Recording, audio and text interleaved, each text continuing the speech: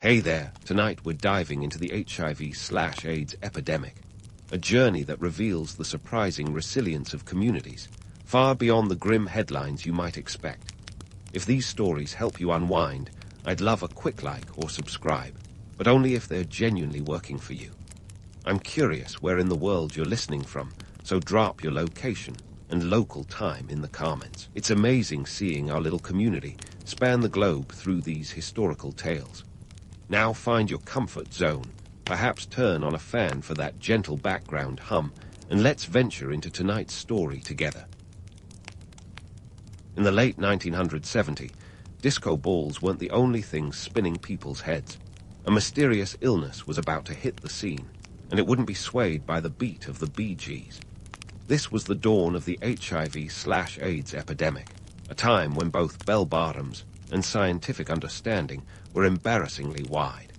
While polyester fabric was easy to explain, this new disease was anything but. Imagine doctors scratching their heads like confused DJs trying to mix two incompatible tracks.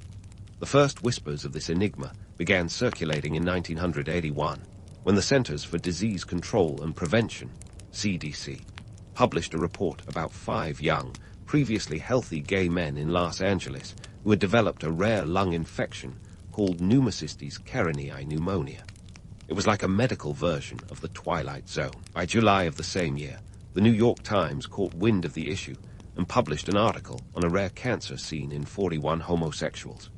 This was Kaposi sarcoma, a disease typically seen in elderly Mediterranean men, not young Americans ready to boogie. As more cases popped up across the country, it was clear this wasn't something a quick shot of penicillin could fix. By the end of 1981, there were 270 reported cases, and 121 of those individuals had died. The situation was rapidly evolving from a puzzling anomaly into a full-blown crisis, especially as it became clear that this disease wasn't just targeting gay men. Intravenous drug users, hemophiliacs, and even some women were getting caught in its web. The medical community was baffled, and the public was terrified. In the early days, this disease didn't even have a proper name. Some called it GRID, gay-related immune deficiency, which was about as accurate as calling a poodle a lion because they both have hair. It wasn't until 1982 that it got the name AIDS, acquired immune deficiency syndrome, a name that at least suggested the nature of the disease, but provided zero comfort to those already affected by it. But let's not forget, this was the early 1980s. The scientific community was grappling with a whole lot more than just bad haircuts. PCR, polymerase chain reaction, the revolutionary technique that would later aid in identifying the virus, was still in its infancy. The only thing people cloned back then were their Rubik's Cube solutions. It wasn't until 1983 that French scientists, led by Luc Montagnier at the Pasteur Institute, identified the culprit, a retrovirus they named LAV, lymphadenopathy-associated virus. This was a big step, but like finding a single sock in your laundry, it was only a part of the solution. Meanwhile, across the Atlantic, Dr. Robert Gallo and his team at the National Cancer Institute were hot on the trail, eventually linking the disease to a virus they termed HDLV-3. Scientists love a good naming spat, and it wasn't until 1986 that everyone agreed to call it HIV, human immunodeficiency virus. By this time, everyone was already calling it something else, a public health nightmare. The political landscape was about as helpful as a sundial in the dark.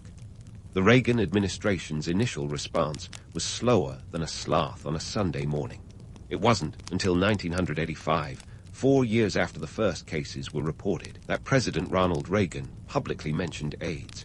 When he finally spoke out, over 5,000 Americans had already died from the disease. In the halls of power, the silence was deafening, and the lack of funding for research was a glaring omission. The National Institutes of Health spent a mere $8 million on AIDS research in 1983, a laughably small amount compared to the $5 billion allocated to cancer research the same year. The media, meanwhile, was caught in a sensationalist frenzy, with headlines that were as much about fear-mongering as they were about informing the public. If you were reading the papers back then, you might think the Grim Reaper had a new best friend. But the reality was more complex, and far more tragic than any headline could capture. Pop culture didn't shy away from feeding the frenzy either. Films like An Early Frost and Philadelphia would later attempt to depict the human side of the epidemic. But in the early years, the entertainment industry was largely silent. Rock Hudson, a beloved Hollywood star, became one of the first celebrities to die of AIDS in 1985, shocking the world and finally bringing some humanity to the disease. His death was a wake-up call that no amount of Tinseltown glitter could hide from. So, here we were in the early 80s, with a disease that was spreading faster than leg warmers in an aerobics class, a government that was dragging its feet, and a medical community trying to solve a puzzle without all the pieces. It was a time of fear, misunderstanding, and tragically slow progress. But as we'll see, it was also the beginning of a movement, a push for awareness, research, and ultimately, hope. Unfortunately, that hope was still a few chapters away. As the 1980s marched on, HIV/AIDS spread like wildfire, and the public response was about as organized as a flash mob with no choreography. The panic was palpable, and the stigma attached to the disease was a beast of its own. The virus didn't discriminate, but society sure did. The LGBTQ+ community bore the brunt of fear and ignorance, facing not just a deadly disease, but also a wave of homophobia that could have knocked down a brick wall. It was a time when being gay meant not just battling for rights, but also fighting against a grim reaper that wore a mask of prejudice. The media didn't exactly help calm the waters. Headlines screamed about a gay plague, as if the disease itself had a vendetta. It was all very dramatic, like a soap opera with a particularly cruel storyline. The tabloids fed the frenzy, and misinformation spread faster than the virus itself. To say there was a lack of understanding would be like saying the Titanic had a bit of a leak. People were afraid to shake hands, let alone hug. They treated those with HIV/AIDS like pariahs, as if compassion was contagious. Celebrity involvement started to change the narrative, albeit slowly. Enter Elizabeth Taylor, the Hollywood megastar who swapped diamonds for activism. She co-founded the American Foundation for AIDS Research, AMFAR, in 1985, using her glittering platform to shine a light on the crisis. Her voice was a clarion call for compassion and action, showing that sometimes it takes a star to illuminate the darkest nights. Yet, despite the growing awareness, political blunders were as common as shoulder pads. The government danced around the issue like it was trying to avoid stepping on a landmine. The Reagan administration's reluctance to address the epidemic was a masterclass in avoidance.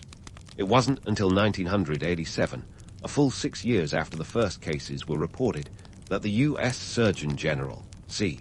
Everett Koop, released a comprehensive report on AIDS. His approach was refreshingly blunt, akin to a splash of cold water on a sleepy face. He advocated for education and prevention, famously sending a pamphlet to every American household. It was a bold move, and one might say it was about time someone put the pedal to the metal. Meanwhile, the LGBTQ+ community, already skilled in the art of resilience, took matters into their own hands. Organizations like ACT UP, AIDS Coalition to Unleash Power, emerged, and they weren't interested in playing nice. They understood that silence equaled death and used direct action to demand change, staging die-ins and protests with the kind of creativity that would make Banksy proud. Their slogan was a battle cry, a call to arms in a war that required not just science but social justice. The economic impact of HIV/AIDS was staggering. By 1990, the U.S. government was spending over $2 billion annually on AIDS-related programs. Insurance companies balked at covering those with the disease, leading to financial ruin for many. The cost of AZT, the first drug approved for treatment in 1987, was a cool $10,000 a year. For comparison, that could buy you a brand new car back then, or at least one with a decent set of wheels. It was a price tag that highlighted the chasm between those who could afford hope and those who couldn't. The international scene wasn't much better. In Africa, where the epidemic was wreaking havoc, the lack of resources and infrastructure made the situation even more dire. The World Health Organization finally declared AIDS a global pandemic in 1987. But for many, that acknowledgement was too little, too late. Countries struggled to provide even basic health care, let alone the specialized treatment needed for HIV/AIDS. It was an unfolding catastrophe that required a global response, yet the world seemed to be fumbling with the remote control, unable to find the right channel. Among the chaos, myths about the disease thrived. People believed you could catch AIDS from a toilet seat or a mosquito bite. These misconceptions were as persistent as a bad 80s hairstyle. It was easier to believe in bogeymen than to face the reality that this virus was a cunning adversary, exploiting ignorance like a con artist with a new scam. Public figures who contracted the disease often faced the wrath of the rumor mill. Take Magic Johnson, who announced his HIV-positive status in 1991, sending shockwaves through the sports world. His announcement was a pivotal moment, proving that the virus could affect anyone.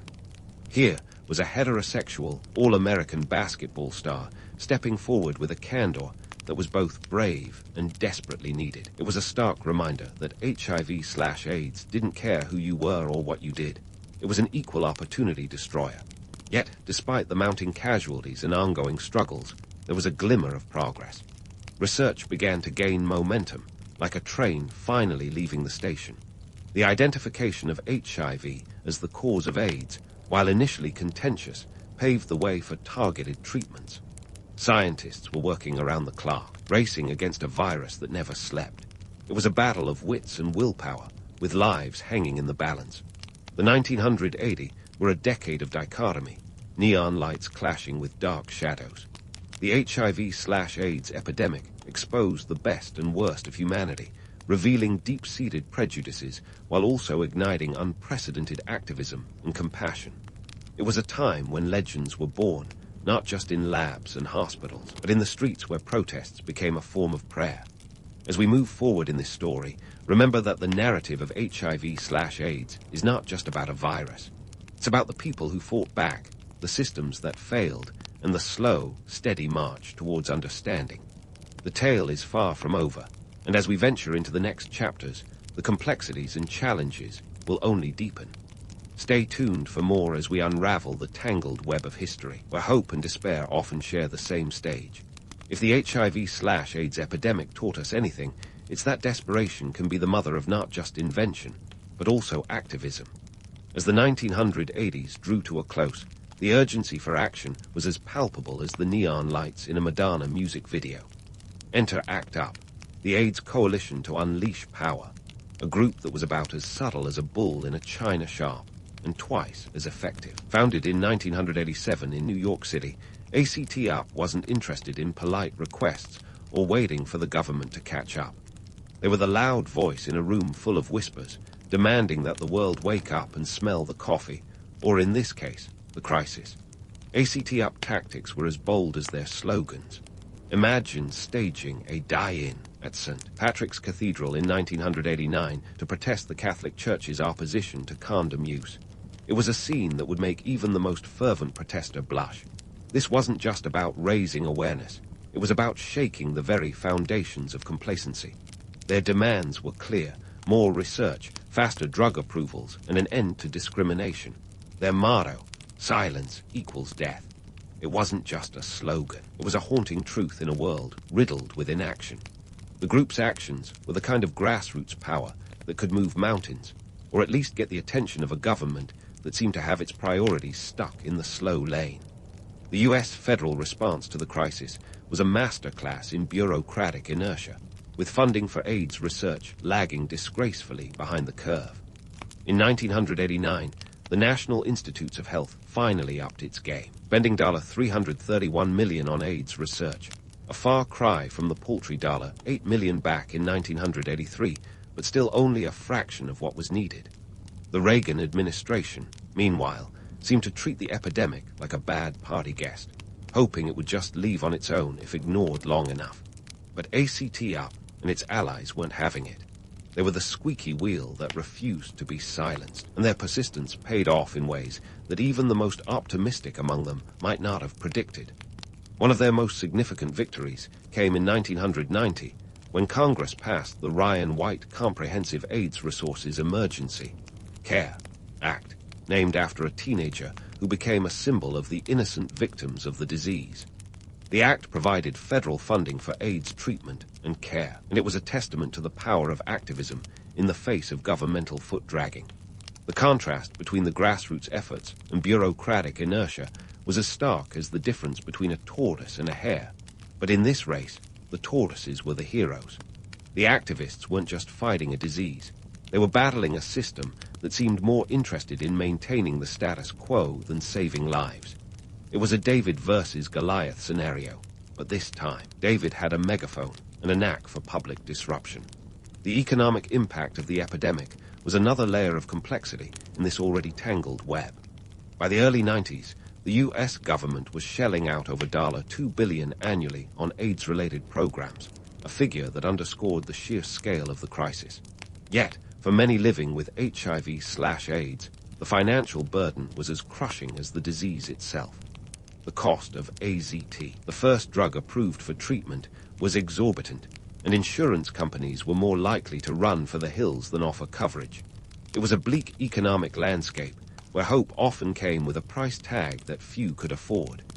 Meanwhile, the international response was a mixed bag of efforts and inefficiencies.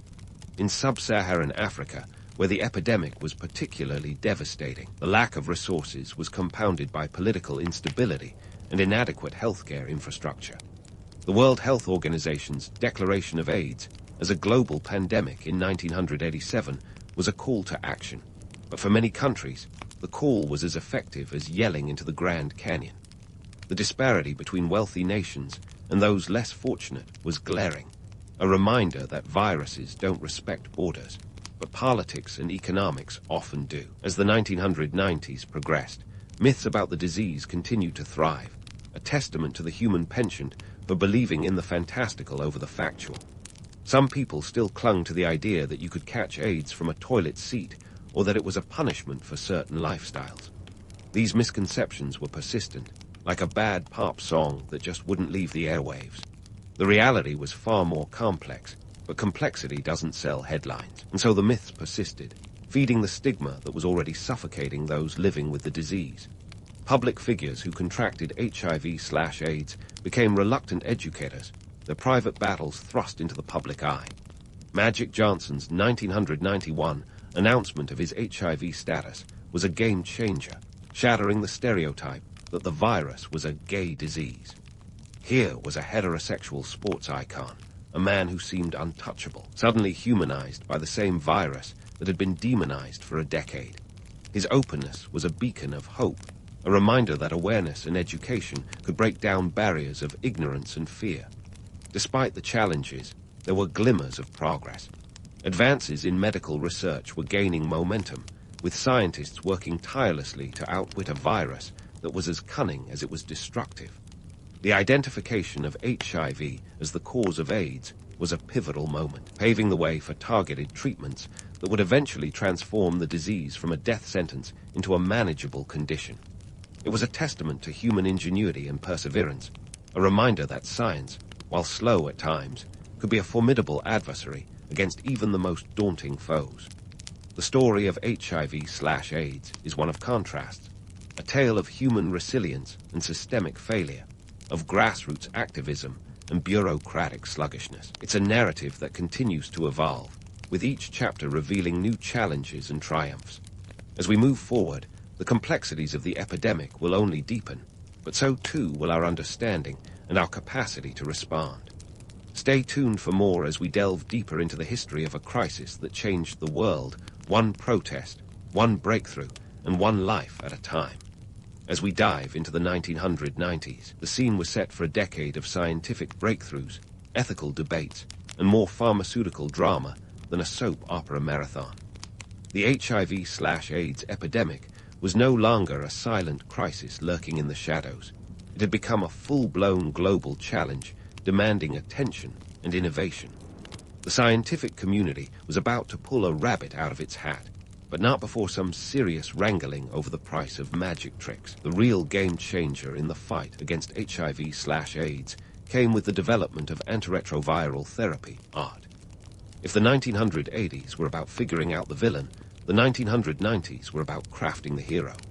Enter HART, highly active antiretroviral therapy, a combination of drugs introduced in 1996 that transformed HIV from a death sentence into a chronic, manageable disease. It was akin to turning a raging lion into a tame house cat, albeit one that still required careful handling. Hart combined multiple drugs to attack the virus at different stages of its life cycle, effectively suppressing it to undetectable levels. Imagine a virus trying to throw a wild party in your immune system, only to find the bouncers have finally shown up and are enforcing a strict guest list. By 1997, deaths due to AIDS-related illnesses in the U.S. had plummeted by 47%, a testament to the efficacy of this new treatment approach. But let's not get too carried away with hallelujahs.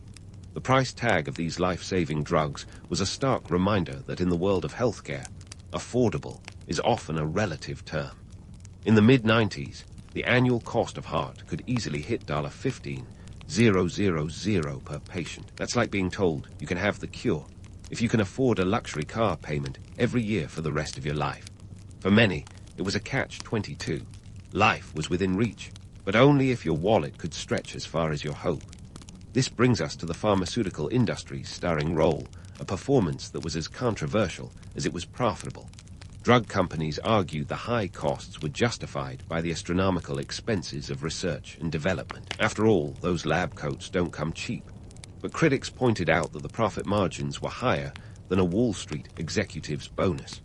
It was a classic case of David versus Goliath, where Goliath had a patent and a team of lawyers. The debate over drug pricing wasn't just an economic issue, it was an ethical quagmire.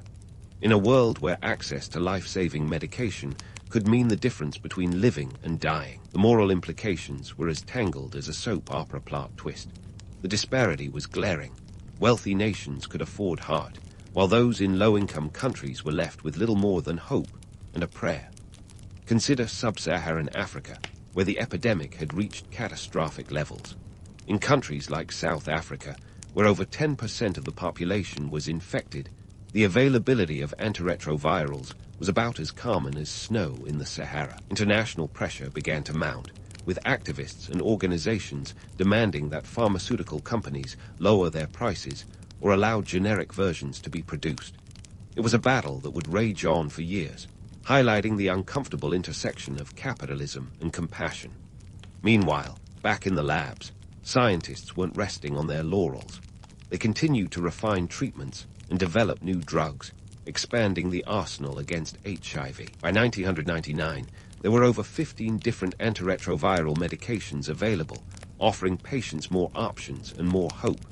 The progress was undeniable, but the challenges were far from over. The virus, ever the cunning adversary, was beginning to show signs of resistance, a reminder that the fight was ongoing and vigilance was key. The 1990s also saw the rise of awareness campaigns as celebrities and public figures used their platforms to educate and advocate. Elton John established the Elton John AIDS Foundation in 1992, pouring his star power into fundraising and awareness efforts. It was a reminder that sometimes it took a bit of stardust to illuminate the path forward. These efforts helped shift public perception, slowly dismantling the stigma that had clung to the epidemic like a stubborn barnacle. On the policy front, governments began to take more proactive stances, albeit with varying degrees of success. The U.S. government passed the Housing Opportunities for Persons with AIDS (HOPWA) program in 1992, addressing the housing crisis faced by many living with the disease. It was a step in the right direction, but more action was needed to address the broader social and economic disparities that complicated treatment access. Globally, the World Health Organization and UNAIDS launched initiatives to increase access to treatment in developing countries. In 1996, UNAIDS was established to coordinate international efforts against the epidemic, aiming to turn the tide in regions hardest hit. However, progress was slow, hampered by bureaucracy, funding shortages, and the sheer scale of the challenge. The 1990s were a decade of contrasts, scientific triumphs and economic hurdles, ethical dilemmas and advocacy breakthroughs. They revealed the best and worst of human nature as society grappled with the complexities of a disease that defied borders and prejudices. The story was far from over, and as we move into the next chapter, the narrative will only grow more complex. As we stand at the brink of a new millennium, the lessons of the 1990s echo loudly. Progress is possible, but it requires relentless determination, innovation, and a willingness to confront uncomfortable truths. The fight against HIV/AIDS is not just a medical challenge, but a societal one, demanding compassion, cooperation, and courage. So, stay tuned as we continue to unravel this intricate tapestry where science, society, and human resilience intersect in the ongoing battle against a formidable foe. As we turn the page into the 21st century, the HIV/AIDS epidemic stands as a testament to human tenacity and the occasional stubbornness of both viruses and people. The stormy journey of the past few decades has left us with significant progress, but the road to a complete victory is a bit like navigating through a minefield with a map drawn by a distracted toddler. The beginning of this new millennium saw the epidemic still casting a long shadow, particularly in regions where healthcare systems were more of a wishful thought than a reality. Fast forward to the 2000s, and the picture of HIV/AIDS had transformed dramatically. Thanks to antiretroviral therapy, ART, what was once a death sentence had become a manageable chronic condition for those with access to treatment. By 2010, the number of people receiving ART had jumped to 25 million, a tenfold increase from just 7 years prior. Yet, the disparity in access to these life-saving drugs was still glaring. In sub-Saharan Africa, the epicenter of the epidemic, only about 20% of those needing ART were receiving it at the start of the decade. It's like telling someone they can have a slice of cake, then serving them crumbs. But let's not forget, the story wasn't just about pills and prescriptions. It was about a global community waking up to the fact that this was everyone's problem. The Global Fund to Fight AIDS, Tuberculosis, and Malaria was established in 2002, and by 2019, it had channeled over $41 billion into programs aimed at combating these diseases. This was like a financial defibrillator for nations struggling under the weight of epidemics, jump-starting efforts that had previously been stalled by a lack of resources. In the United States, the Ryan White HIV/AIDS program became a lifeline for many, providing medical care and support services to more than 500,000 people each year. Yet, the stigma surrounding HIV/AIDS was as sticky as gum on a hot sidewalk. Myths continued to circulate, fueled by a cocktail of ignorance and fear. Some people still clung to the belief that only certain lifestyles were at risk, conveniently ignoring the virus's indiscriminate nature. It's as if they were living in a reality TV show where facts were optional extras. On the research front, scientists were busy outsmarting a virus that was as elusive as a cat in a game of hide-and-seek. The discovery of pre-exposure prophylaxis, PrEP, was a game-changer, offering a preventative option for those at high risk. Approved by the FDA in 2012, PrEP reduced the risk of contracting HIV by up to 99% when taken consistently. It was like giving people a shield in a battlefield where the enemy was invisible but relentless. By 2019, an estimated 200,000 people in the U.S. were using PrEP, a number that was growing as awareness spread faster than a viral meme. The economic aspect of the epidemic continued to be a double-edged sword. On one hand, the cost of treatment was a hurdle for many. On the other, the global investment in fighting the disease created jobs and fueled innovation. By 2020, the annual cost of HIV treatment worldwide was around $21 billion. That's a hefty price tag, but it's also a reminder of the value placed on human life and the lengths to which the global community is willing to go to preserve it. Still, the challenges were more complex than a Rubik's Cube in the hands of a novice. In developing countries, cultural barriers and gender inequality complicated prevention and treatment efforts. In some regions, women were twice as likely to contract HIV as men, a statistic that underscored the need for gender-sensitive approaches. Efforts to empower women and educate communities were crucial steps in dismantling the structures that allowed the virus to thrive. As we reflect on the lessons learned, it becomes clear that the narrative of HIV/AIDS is as much about human resilience as it is about scientific progress. The epidemic has been a mirror, reflecting both the flaws and strengths of societies. It has shown that when push comes to shove, humans can be remarkably inventive, even if they're sometimes slower on the uptake than we'd like. The future of the HIV/AIDS epidemic is a blend of hope and caution. Advances in gene editing and vaccine development hold promise, with trials underway that could potentially eradicate the virus altogether. Yet, the path forward is littered with the same pitfalls that have plagued public health efforts for decades: complacency, inequality, and the ever-present shadow of stigma. Public health narratives have evolved, from fear-driven headlines to stories of survival and strength. The way society talks about HIV/AIDS has shifted, but the need for vigilance remains.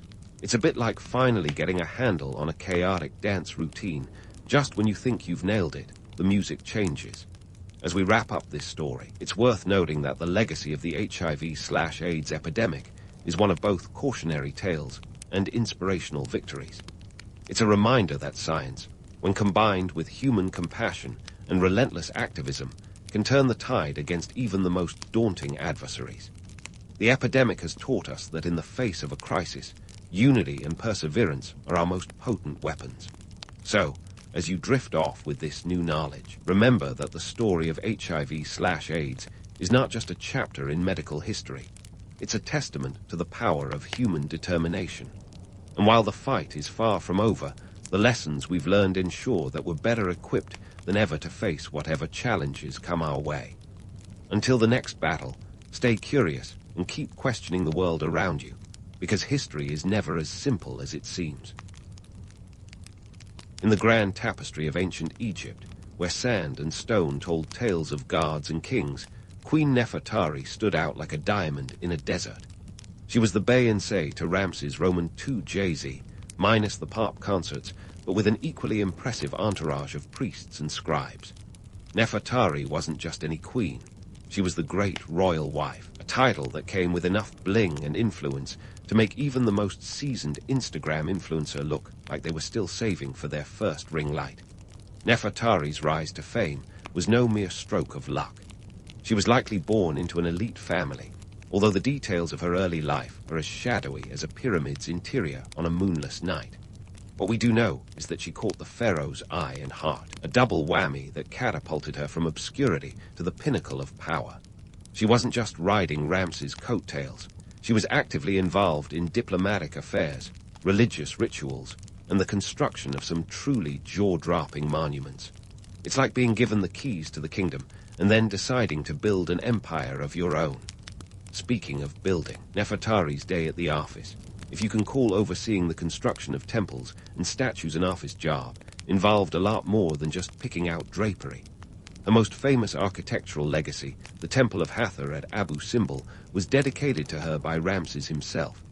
Now that's what I call a grand gesture. Forget roses and chocolates. Ramses carved a temple out of a cliff. Take note, future suitors. The bar is officially set high, but let's not get too caught up in the romanticism without acknowledging the sheer cost of living like a god on Earth. The Temple of Hathor was not cheap.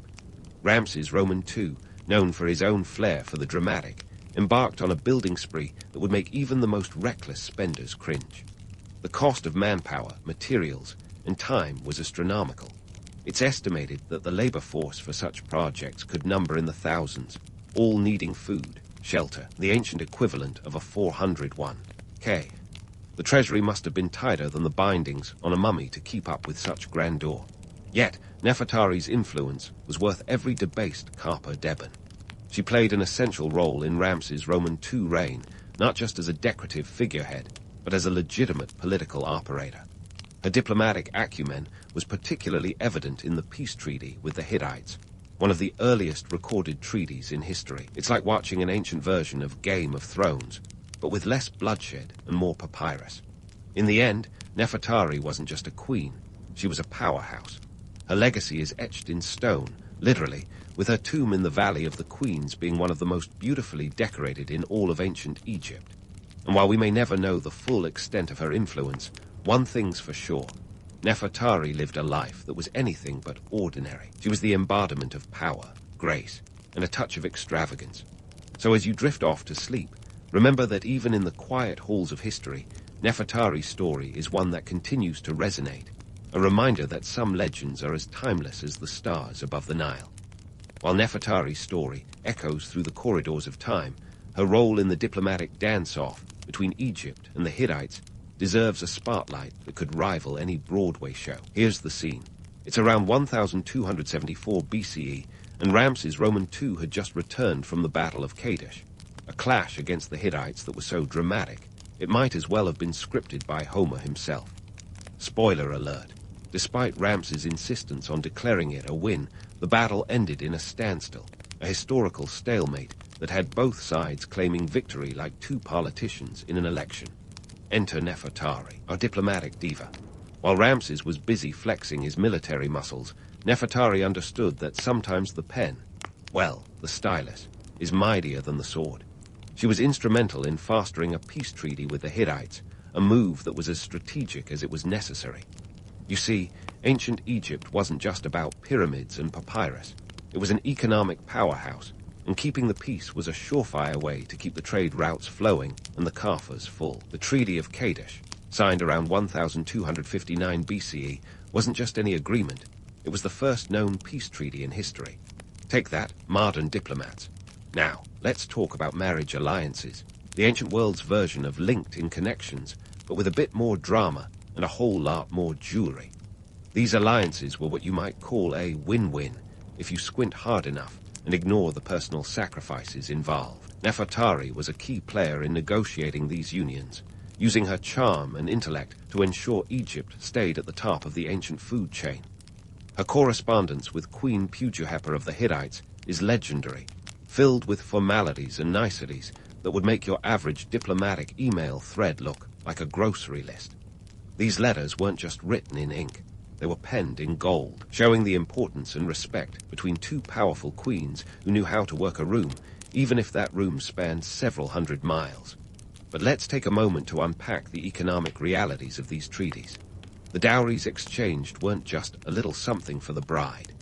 They were more like a merger and acquisition, involving land, livestock, and enough gold to make King Midas blush. The Egyptian-Hittite treaty led to the marriage of Ramses II to two Hittite princesses, which, in modern terms, is like sealing a deal with a handshake and a $100 million signing bonus. This wasn't just about love or companionship. It was a strategic maneuver to ensure stability and prosperity, even if it meant sharing the throne with a few more in-laws. Nefertari's role in these diplomatic endeavors wasn't just ceremonial. She was a savvy operator who understood the complex web of international relations, and she knew that sometimes a well-timed gift or a carefully worded letter could achieve what armies could not. Her ability to navigate these waters with grace and intelligence was no small feat. This was a world where missteps could lead to war or worse, a bad reputation. And in a society where reputation was everything, Nefertari's influence was as solid as the stone her likeness was carved in. Speaking of likenesses, let's not forget the propaganda machine that was ancient Egypt. While Ramses was busy chiseling his image onto every available surface, Nefertari's image was equally immortalized. Her depictions in temples and monuments weren't just about vanity, they were a political statement. She was shown as an equal to Ramses, standing by his side, a testament to her power and influence. This wasn't just about appearances. It was a declaration to the world that Nefertari was a queen who mattered, a woman whose presence was as commanding as the Nile itself.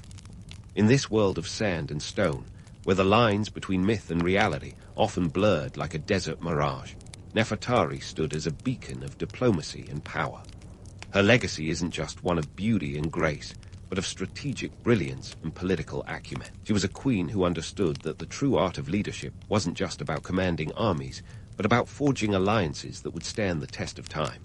And when all was said and done, Nefertari wasn't just a player on the stage of history. She was a star who knew how to steal the show. Now, let's swivel from Nefertari's diplomatic finesse to an arena where glamour meets grime. The construction of her tomb in the Valley of the Queens. Imagine a project so grand. It makes modern luxury home builders look like they're playing with Lego bricks. This wasn't just a final resting place. It was a declaration of eternal status. Think of it as the ancient equivalent of a penthouse suite with a view that would make even the gods a bit envious. And oh, the craftsmanship. We're talking about artisans who were the Michelangelos of their time, wielding chisels instead of brushes and limestone instead of canvas. Here's the lowdown. Nefertari's tomb, known as QV66, catchy right, is a masterpiece of ancient Egyptian art and architecture. Spanning over 520 square meters, it was decked out with intricate wall paintings that looked vibrant enough to jump out at you, even after thousands of years. These weren't just doodles. They were vivid depictions of Nefertari's journey through the afterlife, complete with guards, goddesses, and a whole host of mythical beings. It's like having your own personalized graphic novel, but with a much higher budget. And speaking of budgets, let's talk numbers. The construction of such a tomb wasn't just a family affair. It was an economic juggernaut. This was more than just a hole in the ground. It was a full-blown enterprise requiring the coordination of skilled laborers, artists, and architects. These artisans hailed from Deir el-Medina, a village dedicated to crafting these eternal abodes. Known as the Place of Truth, this community was the ancient world's version of Silicon Valley for tomb builders. And just like today's tech wizards, they were handsomely rewarded for their expertise, paid in grain and beer, the real currency of the time. But let's not romanticize too much. The reality was that these workers toiled in the harsh desert sun, chiseling away under conditions that would send modern OSHA inspectors into a frenzy. And while they had job security, the demand for tombs wasn't exactly dwindling. They were also bound by rigid schedules and the ever-watchful eyes of overseers. Yet, despite the back-breaking labor, their work was a testament to human ingenuity and dedication, creating structures that continue to baffle and inspire us today. Now, why all this fuss over a tomb? In ancient Egyptian culture, the afterlife was the ultimate destination, and let's face it, you'd want to arrive in style. The grandeur of Nefertari's tomb was a reflection of her status, a final statement of her life and legacy. It was designed to ensure her safe passage into eternity, navigating the treacherous waters of the underworld with the finesse of a seasoned diplomat. Plus, let's be real. If you're going to spend eternity somewhere, you might as well make it a 5-star experience. Of course, building such a marvel didn't come cheap. The economic impact of these monumental projects was akin to a stimulus package for the region. The construction of tombs and temples created jobs, stimulated trade, and kept the wheels of ancient Egyptian industry turning. It was a well-oiled machine, albeit one that ran on sweat and sand rather than gears and grease. And let's not overlook the political statement being made here. Nefertari's tomb wasn't just a personal retreat. It was a symbol of her power and influence, a visual reminder to all who beheld it of her elevated status. It was a way of proclaiming, I was here, I mattered, and I will continue to matter. In a society where legacy was everything, ensuring your name lived on was as crucial as the air you breathed. So, while we might marvel at the artistry and wonder at the sheer scale of these projects, let's remember the people behind the scenes. The artisans who turned stone into stories, the laborers who sweat-etched history, and the queen who inspired it all. They remind us that history isn't just a series of events. It's the cumulative effort of individuals striving to leave their mark on the world. As we wrap up this chapter of Nefertari's story, let's leave the tomb for now, with its painted walls and silent corridors echoing with whispers of a bygone era. In the next part, we'll delve deeper into the broader cultural and economic tapestry that made such wonders possible. Until then, remember, in the world of ancient Egypt, status wasn't just about power in the present. It was about securing a legacy that would stand the test of time, carved in stone for all eternity. And speaking of legacies carved in stone, let's pivot to the PR machine that was ancient Egypt. Because if you thought modern-day spin doctors were good at crafting images, they've got nothing on the royal scribes of Nefertari's time. In a world where the line between divine and mundane was as blurred as an impressionist painting, Nefertari wasn't just a queen, she was a living goddess. Forget Snapchat filters. She had hieroglyphs and temple walls to broadcast her celestial status. Nefertari's public persona wasn't just an exercise in vanity. It was a carefully curated image that served a political purpose. Her depictions in temples, like the one at Abu Simbel, didn't just show her as Ramses' consort, but elevated her to divine status. Here she was, standing beside gods like Hathor and Isis, not just as a mere mortal, but as a divine equal. It was the ancient equivalent of rubbing shoulders with A-list celebrities, except these celebs wielded cosmic powers and controlled the underworld. This divine image wasn't just for show. It was a strategic move designed to legitimize Ramses' rule and, by extension, the dynasty's divine right to govern. In a society where pharaohs were considered gods on earth, aligning one's queen with the pantheon added an extra layer of legitimacy. It was like saying, not only am I the chosen one, but I chose wisely when it came to my queen. Talk about a power couple. But let's peel back the gold leaf on this divine narrative and take a look at the reality. While Nefertari was certainly revered, the title of living goddess was as much a political maneuver as it was a religious one. It was a way to consolidate power and maintain societal stability in a world where cosmic order was paramount. After all, if the queen was seen as divine, it wasn't just her husband's authority that was unassailable. The entire hierarchy got a celestial boost. Now, while Nefertari was busy being depicted as a goddess, let's not forget about the everyday lives of her subjects, who were decidedly less divine, but just as crucial to the empire's functioning. Picture a bustling ancient Egyptian city, where the hum of daily life was as constant as the Nile's flow. From farmers to craftsmen, traders to scribes, each played a role in keeping the wheels of Egypt turning. Life for the average Egyptian was no walk along the Nile. Sure, the pharaoh's grandeur and the queen's divine status were awe-inspiring, but they were also a reminder of the social strata that kept everyone in their place. The economy relied heavily on agriculture, with the annual flooding of the Nile dictating the agricultural calendar. This wasn't just about growing crops. It was a sophisticated system that required knowledge of irrigation, planting, and timing. Farmers were the backbone of the economy, and while they didn't live in palaces, their contributions were vital to the kingdom's sustenance. And let's talk about those artisans we mentioned earlier.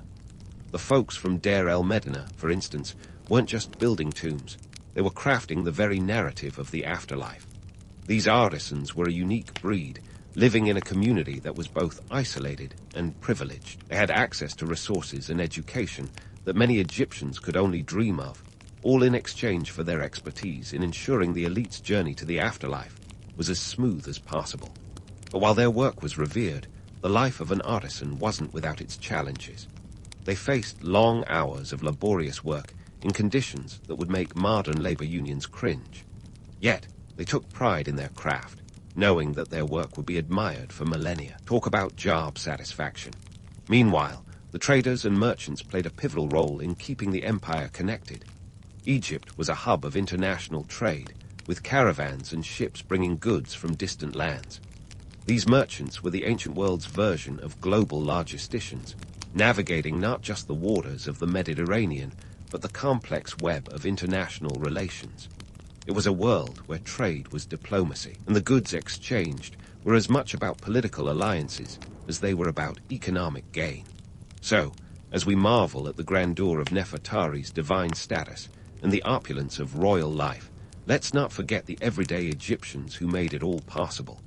Their lives may not have been immortalized in temple inscriptions, but their contributions were the foundation upon which the empire was built.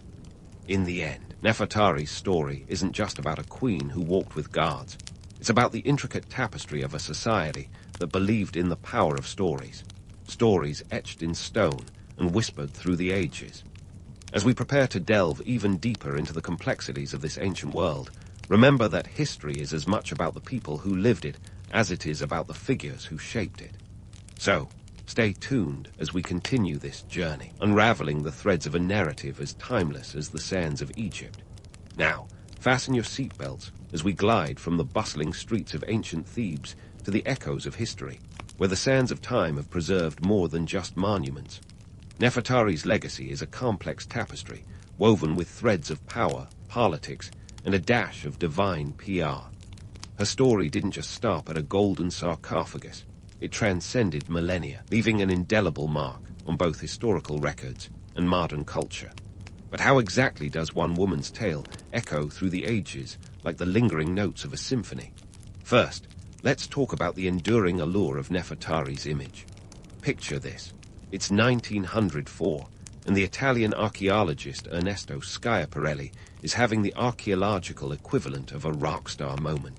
He's just uncovered the tomb of Nefertari, which, despite centuries of tomb robbing, still dazzles with vivid frescoes and hieroglyphs exuding grace and grandeur.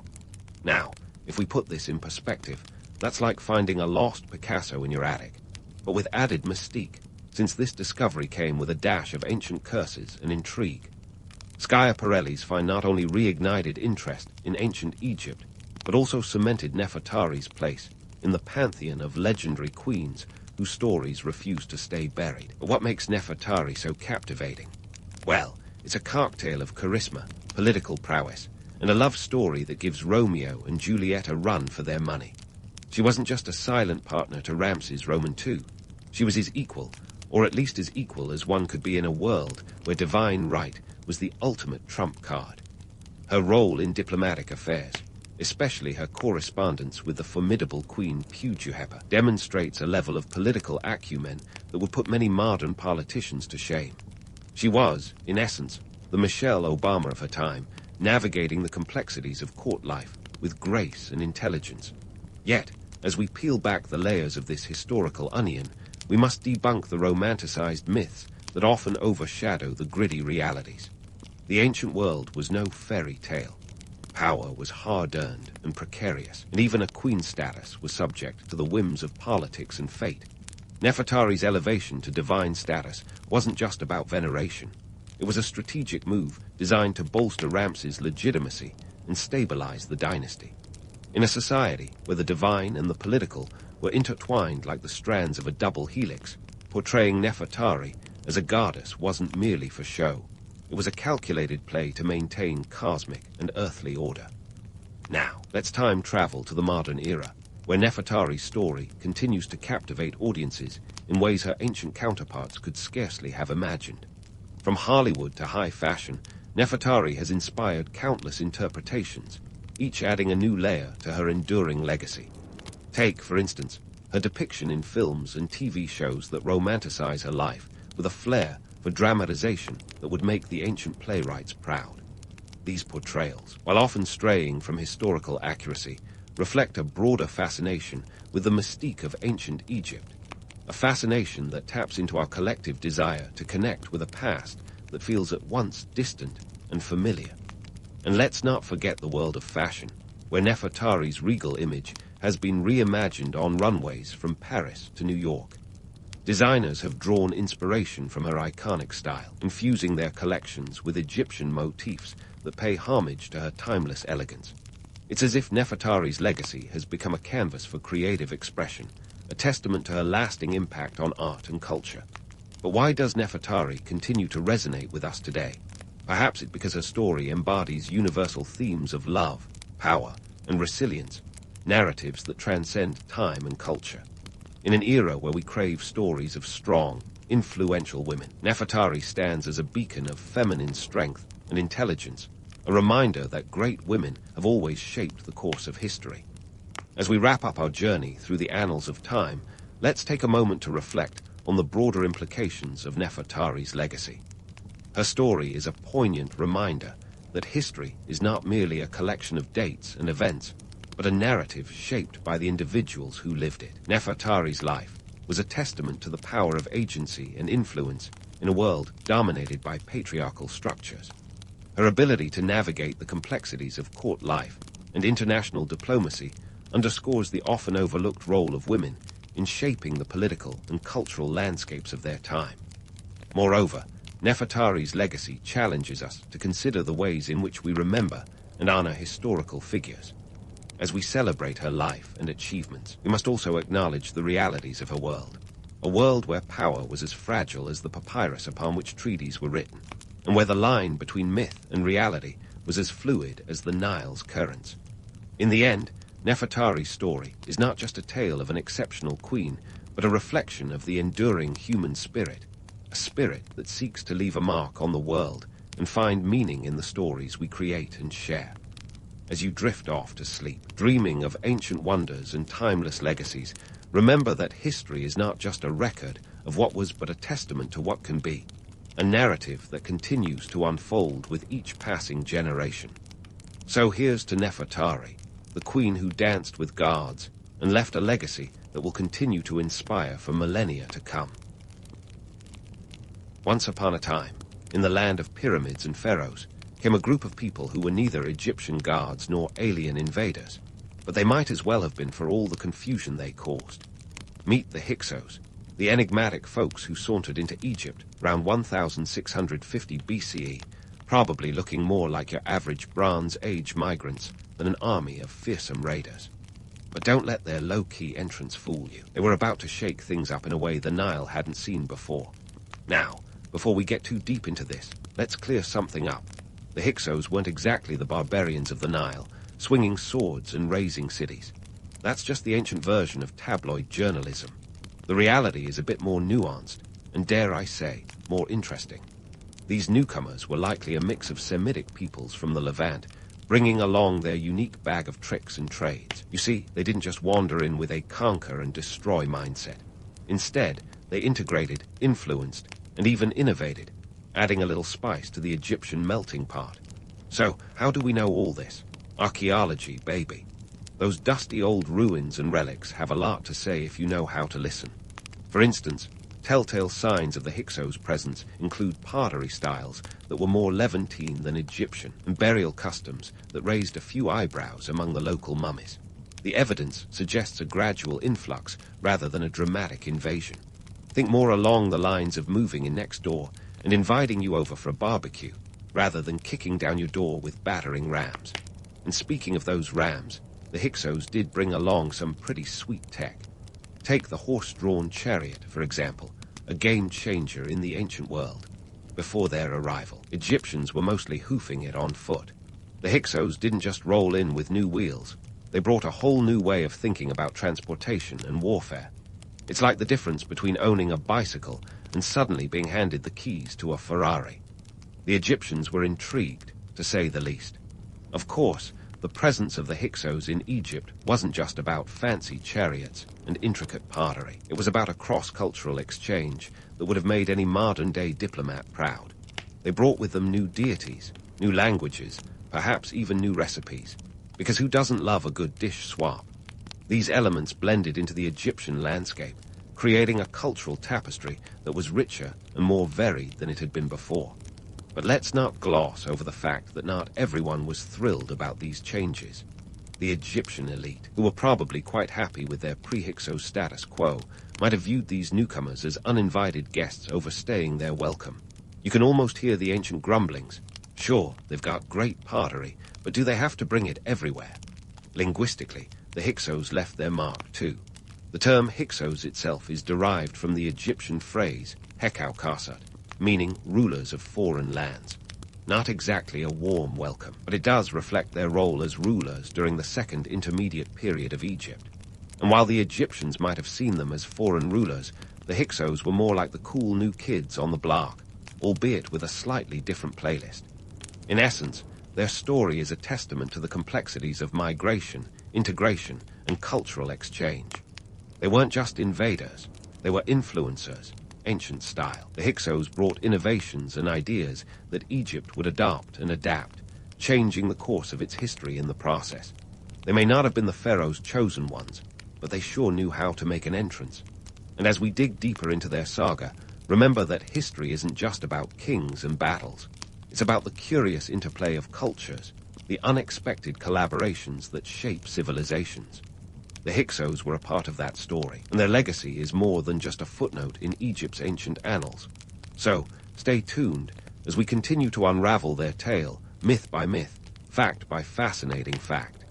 So, speaking of the Hyksos and their legendary knack for stirring the ancient Egyptian pot, let's dive into the juicy bits, the tech and trade transformations they unleashed upon the unsuspecting Nile dwellers. You see, while the Egyptians were busy perfecting the art of pyramid building and mastering the eyeliner game, the Hyksos rolled in with something that would make even the most conservative Egyptian scribes sit up and take note. Yep, I'm talking about the chariots. Those sleek, horse-drawn marvels of engineering that turned the dusty roads of Egypt into the Formula One tracks of their time. Now, before you imagine Ben-Hur-style chariot races happening in the shadow of the Sphinx, let's set the record straight. The chariots weren't just ancient eye candy. They were the tactical equivalent of today's stealth bombers, albeit with significantly more horse manure involved. Prior to the Hyksos' arrival, Egyptian warfare was pretty much a pedestrian affair, quite literally. The introduction of chariots meant that battles were no longer about who had the most foot soldiers, but who could outmaneuver whom at high speeds. It's like upgrading from a push scooter to a sports car overnight. And trust me, the Egyptians were quick to see the potential. But the Hyksos didn't stop at just revolutionizing the battlefield. Their impact stretched into the very fields of Egypt, transforming agriculture with innovations that would make any modern-day agronomist nod approvingly. They introduced new crops and methods that could withstand the whims of the Nile's flooding cycles, ensuring a more consistent food supply. This wasn't just about feeding more mouths. It was about a shift in economic power. More stable agriculture meant less reliance on the annual flood, which in turn meant more freedom to experiment with other trades and crafts. The Hyksos, you see, were the ancient world's version of disruptive innovators, shaking up the agricultural status quo like tech startups in Silicon Valley. Now, let's talk cheddar. Not the kind you sprinkle on your nachos, but the kind that jingles in the coffers. The Hyksos were savvy traders, and they knew how to make a buck, or in their case, a deben, a unit of weight used as currency back then. They established trade links far and wide, bringing in goods that were previously as foreign to Egyptians as snow is to the Sahara. We're talking about items like silver from Anatolia, lapis lazuli from Afghanistan, and cedar from Lebanon. By integrating these trade networks, they turned Egypt into a buzzing hub of commerce, making it the ancient world's version of Wall Street, minus the pinstripe suits. And here's where we bust a myth. The idea that the Hyksos were simply oppressive overlords is a tale spun from the threads of later Egyptian propaganda. The truth is, they were more like entrepreneurial influencers who knew the value of a diversified portfolio. They didn't just invade, they invested. Take, for example, the city of Avaris, their capital. It became a bustling metropolis, a melting pot of cultures, languages, and ideas. Think New York City, but with more sand. This wasn't just a city, it was a symbol of what could be achieved through collaboration and innovation. But let's not get too starry-eyed here. The introduction of new technologies and trade networks wasn't all sunshine and papyrus scrolls. It also led to significant social upheaval. The traditional Egyptian elite, those who had been comfortably perched atop the social pyramid, found their positions threatened by these foreign innovators. It's the classic tale of old money versus new money, and the Hyksos were definitely the nouveau rich of the ancient world. This tension wasn't just about economics, it was about identity. The Hyksos, with their foreign gods and strange customs, challenged the very notion of what it meant to be Egyptian. It was a cultural remix that some embraced, and others resisted with a fervor that would make any modern nationalist proud. But even amidst the grumbling, it was hard to deny the benefits these innovations brought. The reality was a complex tapestry of admiration and resentment, innovation and preservation, a duality that makes history so endlessly fascinating. So, as we steer this chariot of history towards the next part of our journey, keep in mind that the Hyksos were more than just conquerors or administrators. They were catalysts for change, and like all catalysts, they left an indelible mark on the environment they entered.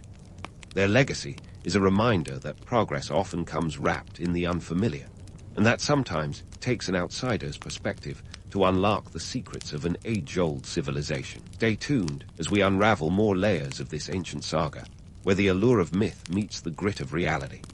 Now, if you thought the Hyksos were just going to ride in with their chariots and trade networks, give a polite nod to the locals, and leave. Think again. Their reign was more like a masterclass in how not to win friends and influence people.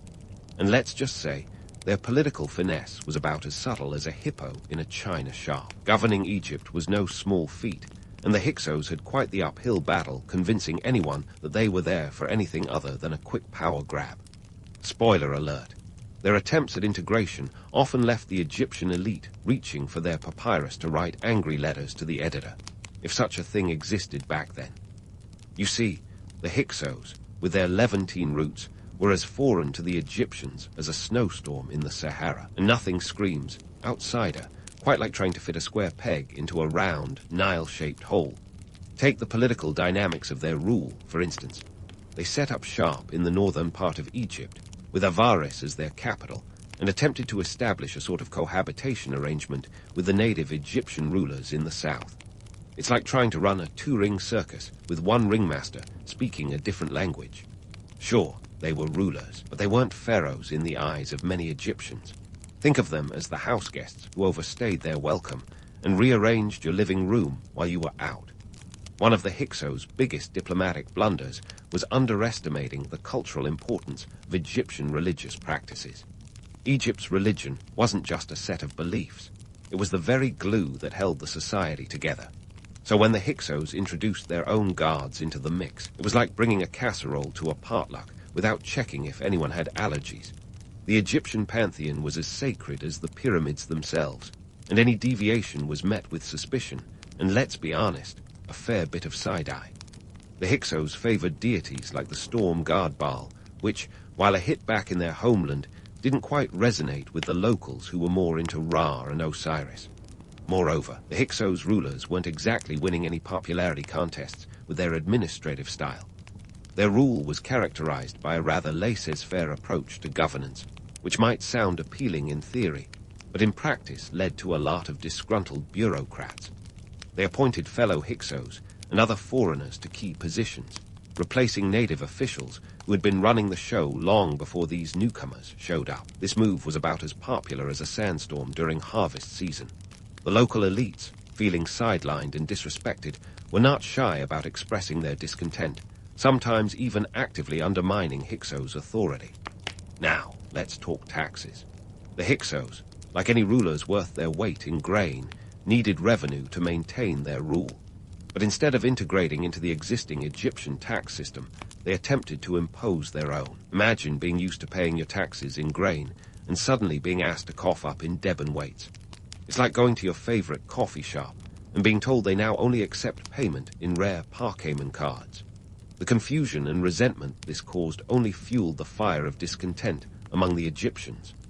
The Hyksos' economic strategies, while innovative in some respects, often came across as out of touch with the realities of Egyptian life. They were skilled traders and introduced new goods into the Egyptian markets, but their focus on international trade sometimes overlooked local needs.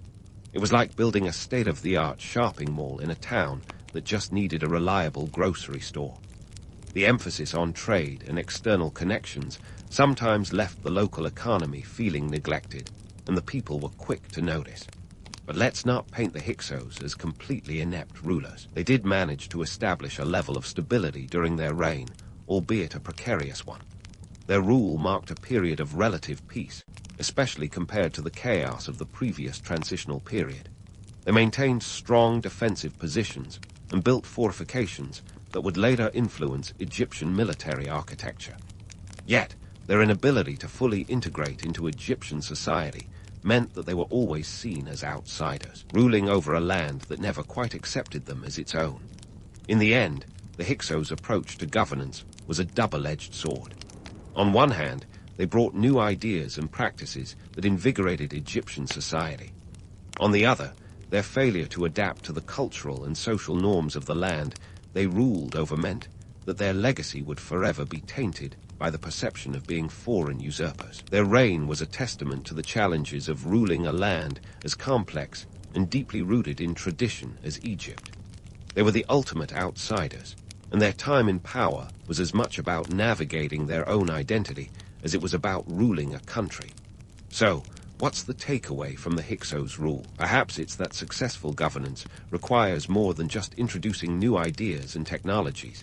It demands an understanding of the existing cultural landscape and an ability to blend old with new. The Hyksos may have brought the chariots and the trade networks, but in the end, they were unable to win the hearts and minds of those they ruled. Their story is a reminder that while innovation is crucial, respect for tradition is equally important in the delicate dance of power and influence. And as we continue to explore their legacy, keep in mind that history is as much about the stories we tell as it is about the lessons we learn. Stay tuned for the next chapter in this saga, where we'll delve deeper into the intrigue and drama of the Hyksos' time in Egypt. And so, with the Hyksos playing the role of the foreign rulers who couldn't quite fit in. You can bet the Egyptians were not just sitting around twiddling their ankle bracelets. Cue the entrance of Amos I, who would prove that sometimes the local underdog can not only bark, but bite back with the ferocity of a Nile crocodile. Let's set the stage.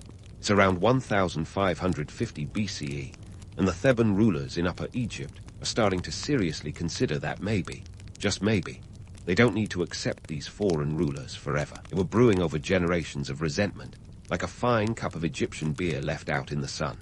Enter Amos I, a young ruler with a chip on his shoulder and a score to settle. His mission, to expel the Hyksos and restore native Egyptian rule. Think of him as the Batman of ancient Egypt, minus the cape, but plus some seriously strategic military moves. Amos wasn't just relying on the element of surprise or sheer brute force. No, he was smarter than that. He understood that kicking out the Hyksos wasn't just about marching an army up to Avaris and demanding they leave. It was about cutting off their resources and weakening their hold. Remember those fancy chariots and trade networks? Amos knew that to fight chariots, you needed more than just spears. You needed your own set of wheels. So, he took a page from the Hyksos playbook, building and training a chariot corps that could match, if not outmaneuver, the best the Hyksos had to offer. But it wasn't just about military might. Amos also played the long game, using economic warfare to his advantage. He knew that the Hyksos relied heavily on trade routes through the eastern delta. By controlling key points along these routes, Amos cut into the Hyksos' economic lifeline, slowly but effectively strangling their resources and making it harder for them to sustain their rule. And here's where the drama unfolds. Amos launched a series of campaigns that would make any strategist nod in approval. He began by securing southern Egypt, consolidating his power base, and ensuring that his rear was safe from any opportunistic attacks. With his southern flank secure, he moved north, taking city after city in a calculated push towards Avaris, the Hyksos' stronghold. It's like a game of chess, but with real stakes, and none of the polite handshakes at the end. Amos's campaign wasn't just a military affair. It was a psychological one too. He understood the power of symbols, and nothing said, "We're back," quite like a decisive victory over the Hyksos. The Egyptians were craving a return to their former glory, and Amos was more than willing to deliver. His victories were celebrated with the kind of fervor usually reserved for a pharaoh ascending the throne. Amos wasn't just leading an army. He was leading a movement, one that promised to restore Egypt to the Egyptians. But let's not pretend this was a clean-cut affair. Warfare in ancient Egypt wasn't just a matter of strategy and heroics. It was brutal, bloody, and often unforgiving. The battles were fought not just with chariots and spears, but with the understanding that defeat meant more than just a lost battle. It meant the potential end of an entire way of life. The stakes were sky-high, and both sides knew it. The Hyksos, realizing they were on the back foot, didn't just roll over and accept their fate. They fought back with everything they had, but the tide was turning.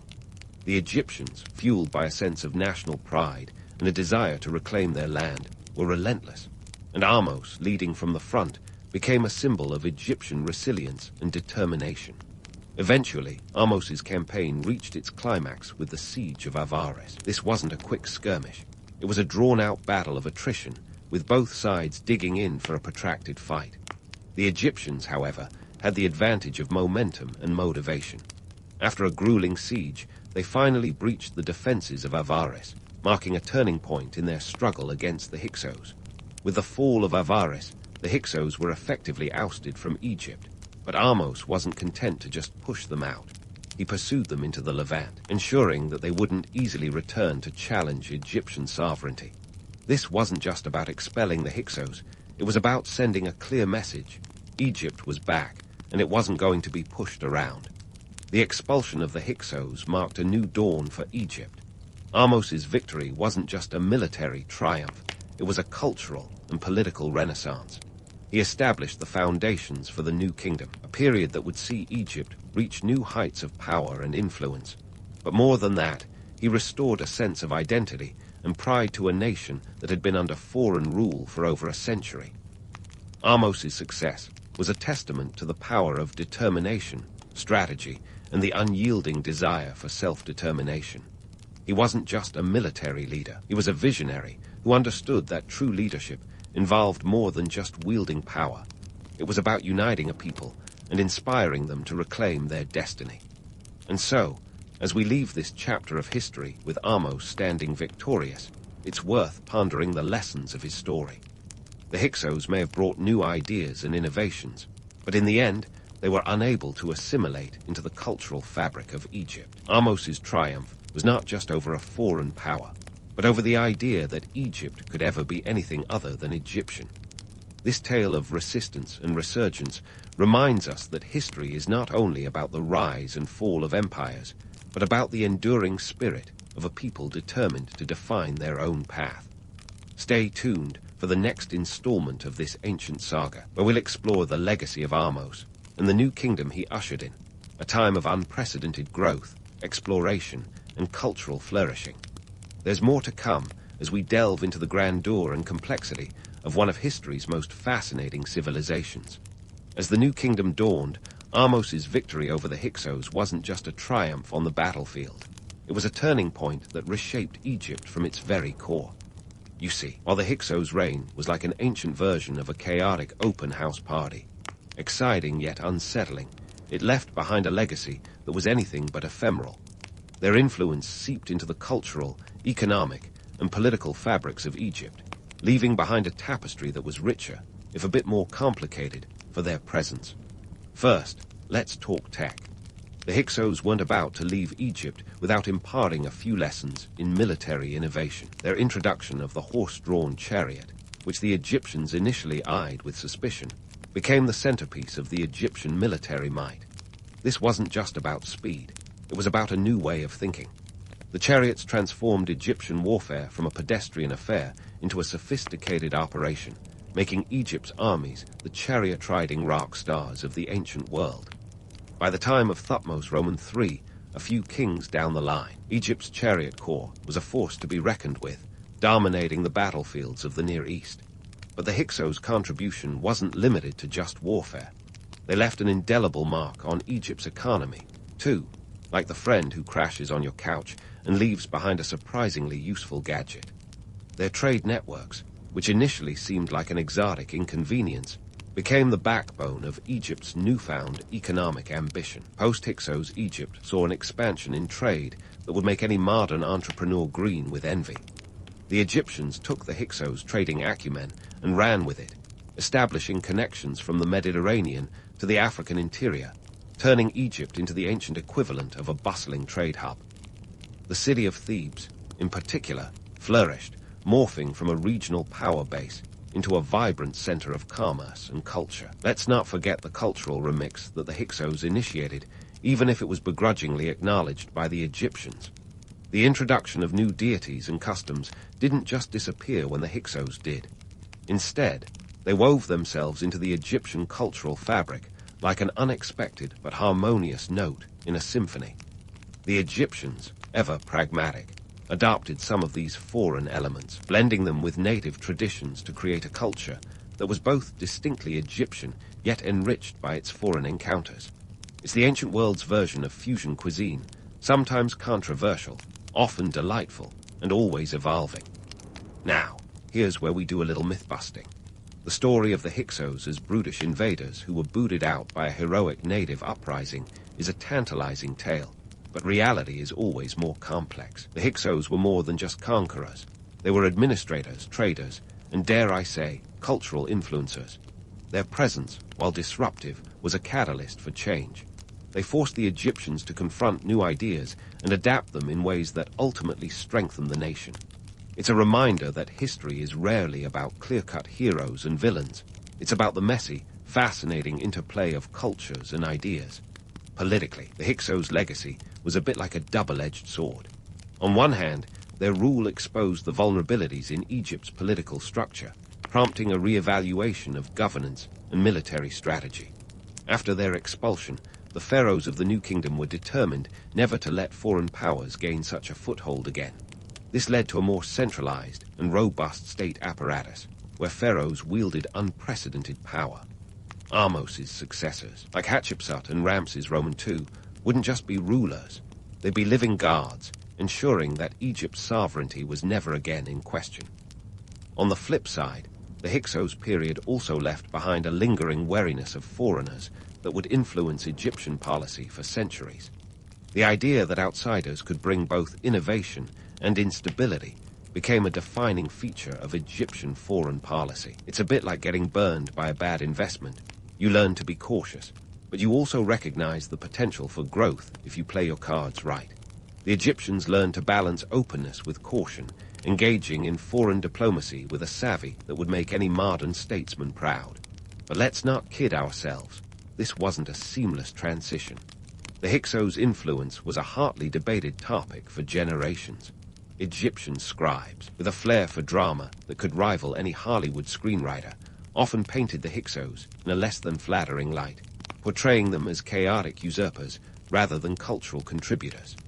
This narrative, while skewed, reveals the tension that comes with cultural exchange, the fear of the unknown juxtaposed with the allure of the new. As we wrap up our exploration of the Hyksos and their indelible mark on Egypt, it's worth reflecting on the broader lessons of their story. They remind us that history is not just a series of dates and events, but a complex dance of cultures, ideas, and identities. The Hyksos may have been outsiders, but they were also catalysts for a transformation that propelled Egypt into a golden age. Their legacy, like all legacies, is a patchwork of triumphs and tensions, of innovations and invasions, and it's this rich tapestry that makes history so endlessly fascinating. So, the next time you think of ancient Egypt, remember that behind the grandeur of the pyramids and the majesty of the pharaohs lies a story of cultural interplay that challenges our notions of identity and influence. The Hyksos may have been the foreign rulers who overstayed their welcome, but they were also the unexpected guests who left behind tools that helped build an empire. And as we close this chapter of history, let's carry forward the understanding that the past is never just a simple tale of good versus bad. It's a kaleidoscope of ideas and innovations that continue to shape our world today. If there's one thing the Romans knew how to do, it was throw a party. Picture the scene, a city pulsing with life, where the air is thick with the scent of olive oil and ambition. In the grand city of Rome, a small group of oddballs, let's call them early Christians, were trying to make a name for themselves amidst the chaos.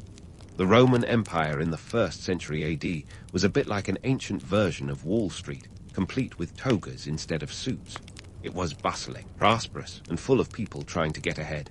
But instead of stock market crashes, they had gladiator games. Tomato, tomato. The early Christian community was an unusual ensemble in this setting. They were, after all, just a modest offshoot from Judaism, which was itself a bit of a minority religion in the Roman world. Yet, despite their modest beginnings, and the fact that their leader, Jesus, had met a rather grim end on a wooden cross, their message was spreading like wildfire. You might wonder how a band of believers, who could probably fit in a local tavern, managed to captivate the Roman populace. Well, it turns out the Romans had a bit of a thing for novelty and exotic ideas. Plus, the idea of eternal life was a big selling point. Beats the heck out of just fading into oblivion after a life spent dodging lions. But spreading this message in Rome wasn't exactly a walk in the forum. Early Christians had to navigate a maze of cultural quirks and legal challenges. Rome was a city that valued tradition, so when a new group came along claiming to follow a king who wasn't the emperor, it raised more than a few eyebrows. The Romans had a pantheon of gods, and most citizens were happy to offer a pinch of incense to Jupiter if it meant keeping the peace. The Christians, however, were monotheistic party poopers, refusing to partake in these civic duties, which didn't sit well with their neighbors. The Christians' refusal to sacrifice to the emperor was seen as both seditious and unsociable. Never mind that the emperor was, in their view, just a mortal man with a fancy title. This put them on a collision course with Roman law, which was as complex as the emperor's toga. At best, they were seen as eccentric. At worst, a potential threat to the social fabric. The Romans were pragmatic to a fault, and anything that threatened the status quo was viewed with suspicion. Despite these challenges, Christianity's appeal grew. Perhaps it was the promise of equality and salvation that attracted the downtrodden masses, or maybe it was the allure of belonging to a community that emphasized charity over competition.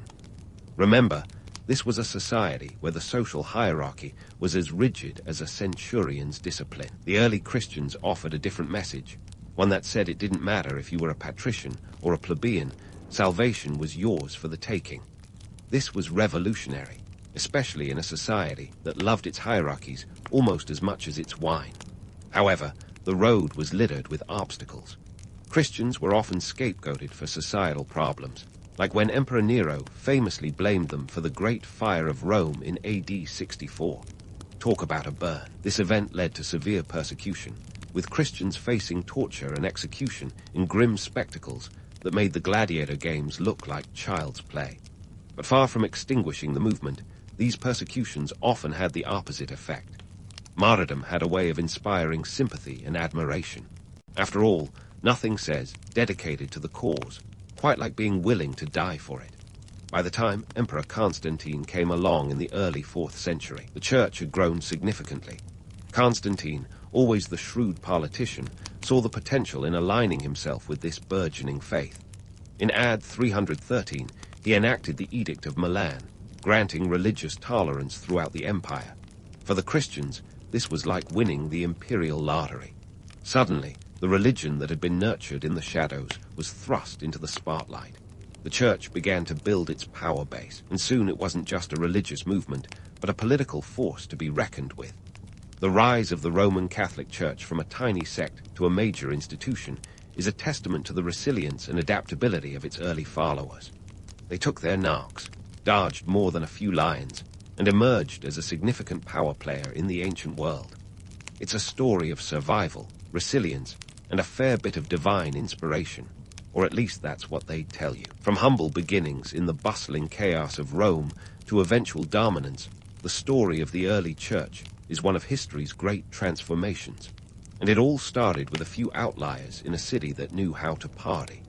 And just like that, Christianity was no longer the underdog lurking in the catacombs, but a contender basking in imperial favor. Enter Constantine, the emperor with a keen eye for political opportunity and a family drama fit for a Roman soap opera. This guy wasn't just any ruler. He was the one who realized that the tides of faith were shifting and decided to ride the wave straight to power central. So why did Constantine, a man whose toga was more accustomed to Jupiter than Jesus, decide to bet on Christianity in AD 313? Well, it wasn't divine intervention, but rather a shrewd mix of political savvy, economic strategy, and perhaps a nudge from his mother, Helena. The original influencer before Instagram was even a glint in the eye of the digital age. Constantine's decision to back Christianity was like placing a strategic bet at the chariot races, where the odds were turning and the stakes were as high as the Colosseum walls. The Edict of Milan was his masterstroke, an imperial decree that granted not just tolerance, but a kind of state-sponsored acceptance to the once persecuted Christians. It was like giving them the keys to the imperial city gates. Suddenly, Christians were free to worship, build churches, and even hold positions of influence without worrying about an impromptu lion encounter. This wasn't just about religion. It was about reshaping the very fabric of Roman society. You see, Constantine was a ruler who understood the value of unity in a sprawling empire that was as diverse as it was vast. By aligning himself with Christianity, he wasn't just courting a growing religious movement, but also tapping into a burgeoning network of communities that spanned from the bustling streets of Rome to the distant corners of the empire. This was less about piety and more about politics, the kind of move that would make Machiavelli tip his hat. Constantine recognized that the Christians, with their tight-knit networks and moral code, could be the glue to hold his empire together. Economically, the Edict of Milan was a game-changer too. The church began to acquire property and wealth, amassing resources that would make even the most seasoned Roman merchant envious. Lands, donations, and endowments flowed into the church coffers, giving it the financial muscle to influence society in ways previously unimaginable. The church was becoming a major player in the economic arena, and Constantine was smart enough to see the benefits of having such an ally. But let's not overlook the influence of Helena, Constantine's mother, whose own conversion to Christianity added a personal touch to this imperial endorsement. Helena was no background figure. She was a woman of strong convictions, and considerable influence over her son. Imagine a matriarch whose spiritual journey was as much about personal faith as it was about securing her family's legacy. Some might say she was the original patron saint of strategic family planning. Helena's pilgrimage to the Holy Land and her efforts to locate the true cross were legendary acts that helped cement her status within the early church. She was like the first-century version of a celebrity on a spiritual quest, and her actions added a layer of authenticity to Constantine's newfound religious fervor. It was as if Constantine had the ultimate endorsement, with Helena playing the part of both spiritual guide and political advisor. Now, while the romantic narrative paints Constantine as the benevolent emperor who embraced Christianity out of sincere conviction, the truth is a bit more nuanced and far more intriguing. His conversion, often depicted as a dramatic epiphany complete with a vision of a cross in the sky, was likely a calculated move designed to consolidate power and stability across the empire. After all, nothing unites people quite like a common belief system, especially one that offers hope and salvation in a world where life was as unpredictable as a Roman Senate session. The Edict of Milan was more than just a legal document. It was a strategic maneuver that transformed the landscape of Roman politics and religion. It marked the beginning of Christianity's ascent from the margins to the mainstream, from being a minority sect to becoming the state religion, a transformation that would have far-reaching implications for centuries to come. So, while the legend of Constantine's conversion is filled with visions and divine inspiration, the reality was grounded in the gritty world of Roman politics and power plays. It's a story that reminds us that history is often written by those who not only seize the moment, but also understand the game. Constantine was a master of both, and his decision to back Christianity was as much about shaping the future as it was about securing his legacy. And so, the stage was set for the church to rise to power, guided by a savvy emperor and an influential mother whose faith and ambition helped change the course of history. As Constantine set the stage for Christianity's grand entrance into the Roman spotlight, the church's organizational skills were about to undergo the ultimate upgrade. Let's face it, running a growing religious movement was not something you could manage with a prayer and a hope. It needed structure, and we're better to crib some notes than from the Romans themselves. After all, the empire was a well-oiled machine, and the early church was ready to take a page, perhaps even a whole scroll, from their playbook. The Roman Empire was all about hierarchy, with layers upon layers of officials, from emperors to governors to local magistrates. This wasn't just bureaucracy for bureaucracy's sake. It was a system designed to keep a sprawling empire in line. The early church saw the wisdom in this and started shaping itself in a similar fashion. Enter the bishops, the papal predecessors who were about to give the Roman organizational chart a spiritual twist. Bishops became the ecclesiastical big shots, wielding influence over local congregations, much like Roman governors wielded power over their provinces. But let's not kid ourselves. This wasn't just a case of spiritual leaders emerging organically. These positions were strategic, and the race to secure a bishopric could be as cutthroat as any political campaign. The church was becoming a powerhouse, and being a bishop was less about dusty old robes and more akin to donning a tailored suit of influence. As the church's structure evolved, the idea of the papacy started to take shape. The pope, eventually, would become the spiritual counterpart to the emperor. It was a savvy move. If Rome could have a supreme leader, why not the church? And so, the papacy was born, not in a divine flash of inspiration, but out of the practical need for centralized leadership. This wasn't just about guiding the flock. It was about consolidating power in a way that would make Julius Caesar nod in approval. But before the church could fully realize its organizational dreams, it had to sort out a few theological squabbles. Enter the Council of Nicaea in 325 AD, a gathering that had all the drama of a modern-day reality show reunion special. Constantine, ever the politician, was the mastermind behind this shindig. He saw the factional disputes within Christianity as a threat to the unity of his empire. So, he played host to a theological showdown that would make a Twitter feud look like a polite tea party. The Council of Nicaea was Christianity's first attempt at a universal doctrine, and boy, was it a doozy. Picture a room filled with bishops from across the empire, each with their own interpretation of the faith. It was like herding theological cats. The main bone of contention, the nature of Christ. Was he divine, human, or a bit of both? It was a debate that had the potential to split the church like a poorly baked loaf of bread. The council's deliberations were intense, with arguments flying faster than arrows at a Roman archery contest. The stakes were sky high, and not just for the church.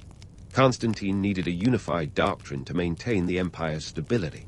The resulting Nicene Creed, a statement of faith that attempted to settle the divine nature of Christ, was the council's way of saying, "Let's get our story straight, folks." It was a monumental moment, an attempt to unify the faith under a single, cohesive doctrine. Yet, as with all grand plans, the reality was a tad messier. The Nicene Creed didn't magically solve all disputes. Theological wrangling continued, with bishops and theologians debating nuances that could make your head spin faster than a charioteer's wheel. But the council did something crucial. It set a precedent for how the church would handle disputes going forward, by calling everyone to the ecclesiastical mat to duke it out. The Council of Nicaea was a turning point, highlighting both the church's growing pains and its ambitions. It was a moment when faith met politics, where divine mysteries had to be hashed out in the stark light of imperial pragmatism. It was less about divine inspiration and more about creating a coherent message that could be communicated across the empire. This wasn't just a theological exercise. It was a pivotal step in the church's evolution from a loose network of believers to a structured institution with global aspirations. The church was borrowing more than just organizational tips from Rome. It was adopting the empire's sense of purpose, authority, and scope. It was becoming an entity that could rival the very political structures it once sought to avoid. So, while the romantic notion of a divinely guided church is appealing, the reality was one of strategic maneuvering, political alliances, and the occasional theological brawl. The emergence of the papacy and the church's embrace of Roman-style hierarchy were not just about serving the spiritual needs of the faithful. They were about power, influence, and survival in a world where religion and politics were as intertwined as a Roman knot. With the Nicene Creed establishing a baseline for orthodoxy, the church was ready to expand its influence even further. It wasn't just about tending to spiritual matters. It was about becoming a central pillar of the Western world. And just like that, the church continued its rise, equipped with two powerful tools, the divine mandate of faith and the tried-and-tested organizational strategies of an empire that had conquered much of the known world. The stage was set for the next chapter in the church's remarkable journey, one that would see it grow into a formidable force with the kind of power and influence that would have seemed impossible just a few centuries earlier. But more on that in the next installment. Our historical adventure is far from over. With the church poised to take center stage in the medieval drama, it was time to crank up the volume on influence and power, much like a medieval bard trying to hit that perfect high note. The Middle Ages, often unfairly labeled the Dark Ages, were anything but dim for the church. Picture a time when relics became the medieval equivalent of celebrity endorsements, and you've got the perfect recipe for a religious power play. Let's kick things off with the relic trade, which was basically the holy version of Parkhamen. Gotta catch 'em all. Churches across Europe vied for the most revered, and sometimes bizarre, relics imaginable. From splinters of the true cross to the bones of saints, if it had a whiff of the divine, it was a hot ticket item. This wasn't just about spiritual enrichment. It was about drawing in the crowds and their coins. Pilgrims would travel miles like spiritual tourists just to catch a glimpse of these sacred objects. And where there were pilgrims, there was money to be made. Towns with famous relics became medieval boomtowns, bustling with inns, markets, and of course, donation boxes. Talk about a holy economy. In fact, the relic business was so lucrative that it sparked a medieval arms race of sorts. Churches competed to amass the most impressive collection, and authenticity was often a secondary concern. Let's just say the market was about as regulated as a medieval flea market. But hey, who could resist the allure of a piece of St. Peter's sandal? The church's knack for turning faith into a business model was nothing short of genius, and it helped cement its place at the heart of medieval life. Now, while relics were the church's glittering stars, The real power was in the grassroots work done by monks and scribes who were the unsung heroes of medieval society. Despite the Dark Ages moniker, these guys were anything but idle. Monasteries became the intellectual hubs of the era, where monks diligently copied and preserved manuscripts. They were the original data backup system, ensuring that classical knowledge, as well as theological works, survived the trials of time. Imagine them as the monks of the medieval matrix, downloading and archiving the code of civilization itself. Monasteries weren't just libraries with a side of Gregorian chant. They were also economic powerhouses. Monks excelled in agriculture, brewing, and even healthcare. They were the medieval equivalent of Silicon Valley startups, innovating and generating wealth. Abbeys became self-sustaining communities, producing everything from cheese to beer. Case in point, the Benedictine order, which was so prosperous that by the 11th century it had over 1,000 abbeys across Europe. That's a lot of cheese and contemplation. But let's not get carried away with the romance of monastic life. The reality was that monks had to hustle harder than a medieval juggler at a fair. Life in the monastery was a blend of prayer, labor, and yes, a bit of politicking. The church's influence was so pervasive that even kings and emperors sought its blessing and guidance, often donating lands and resources in exchange for divine favor.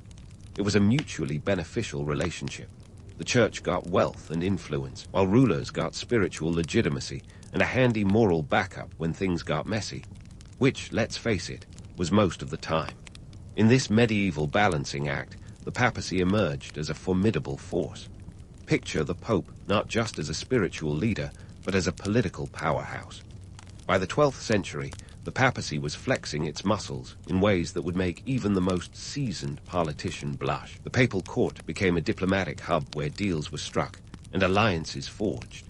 The Pope was the medieval maestro, orchestrating a symphony of power that reached far beyond the confines of Rome. The Church's role in crowning emperors was the ultimate power play.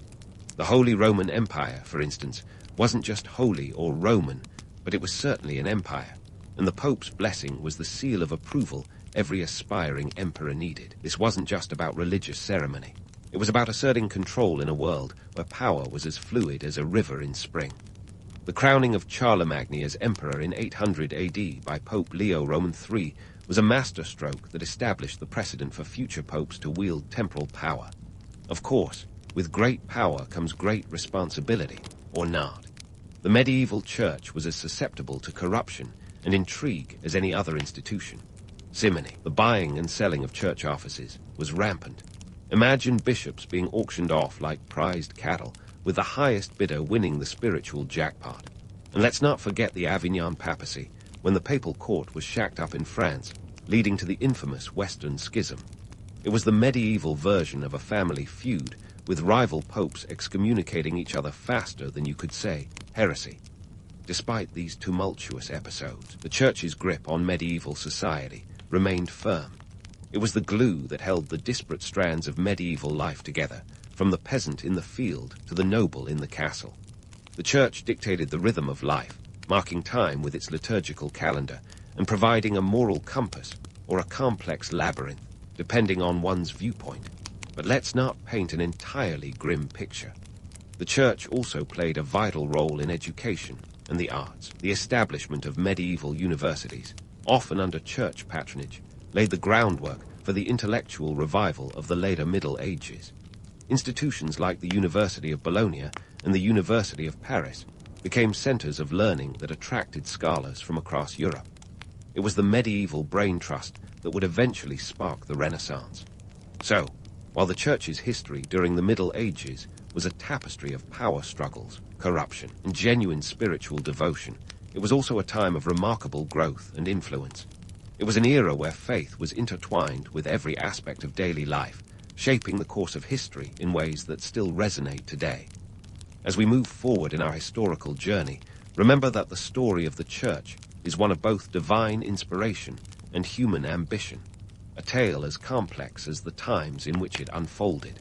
And with that, we turn the page to the next chapter, where the Church continues to evolve and adapt in a world that is ever-changing, much like the unpredictable tides of history itself. As the Middle Ages faded into the Renaissance, the Roman Catholic Church was about to face its most seismic shake-up yet.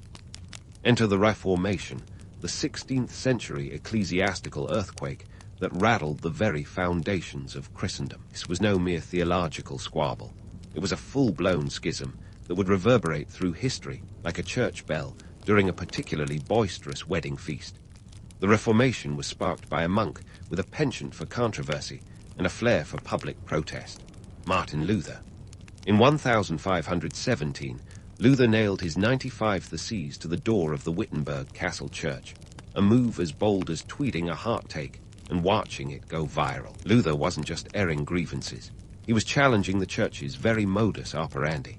His beef, the sale of indulgences, a church-sanctioned practice that let you buy your way out of purgatory, like a medieval get-out-of-jail-free card, but with a divine twist. This was the spiritual equivalent of the church running a first-century Kickstarter campaign with eternal life as the ultimate reward. Luther's protest was more than just a theological footnote. It was a call to arms for reform across Europe.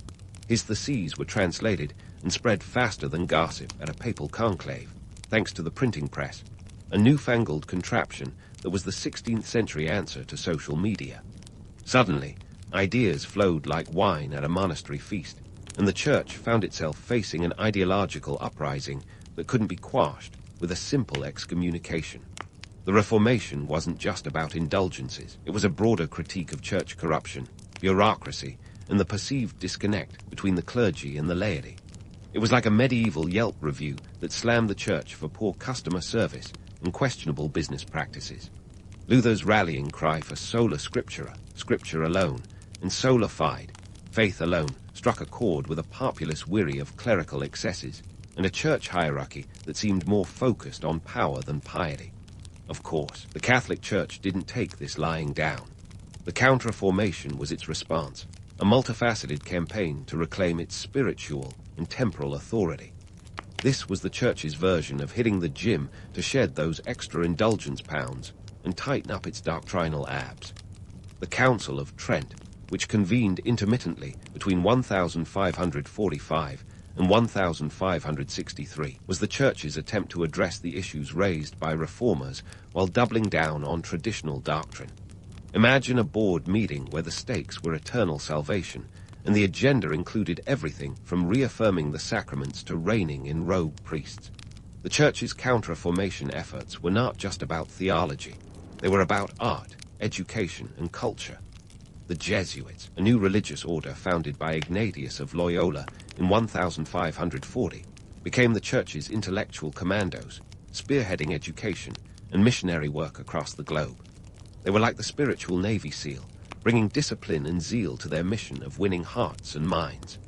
Meanwhile, Baroque art and architecture became visual sermons, designed to inspire awe and devotion through their sheer grandeur.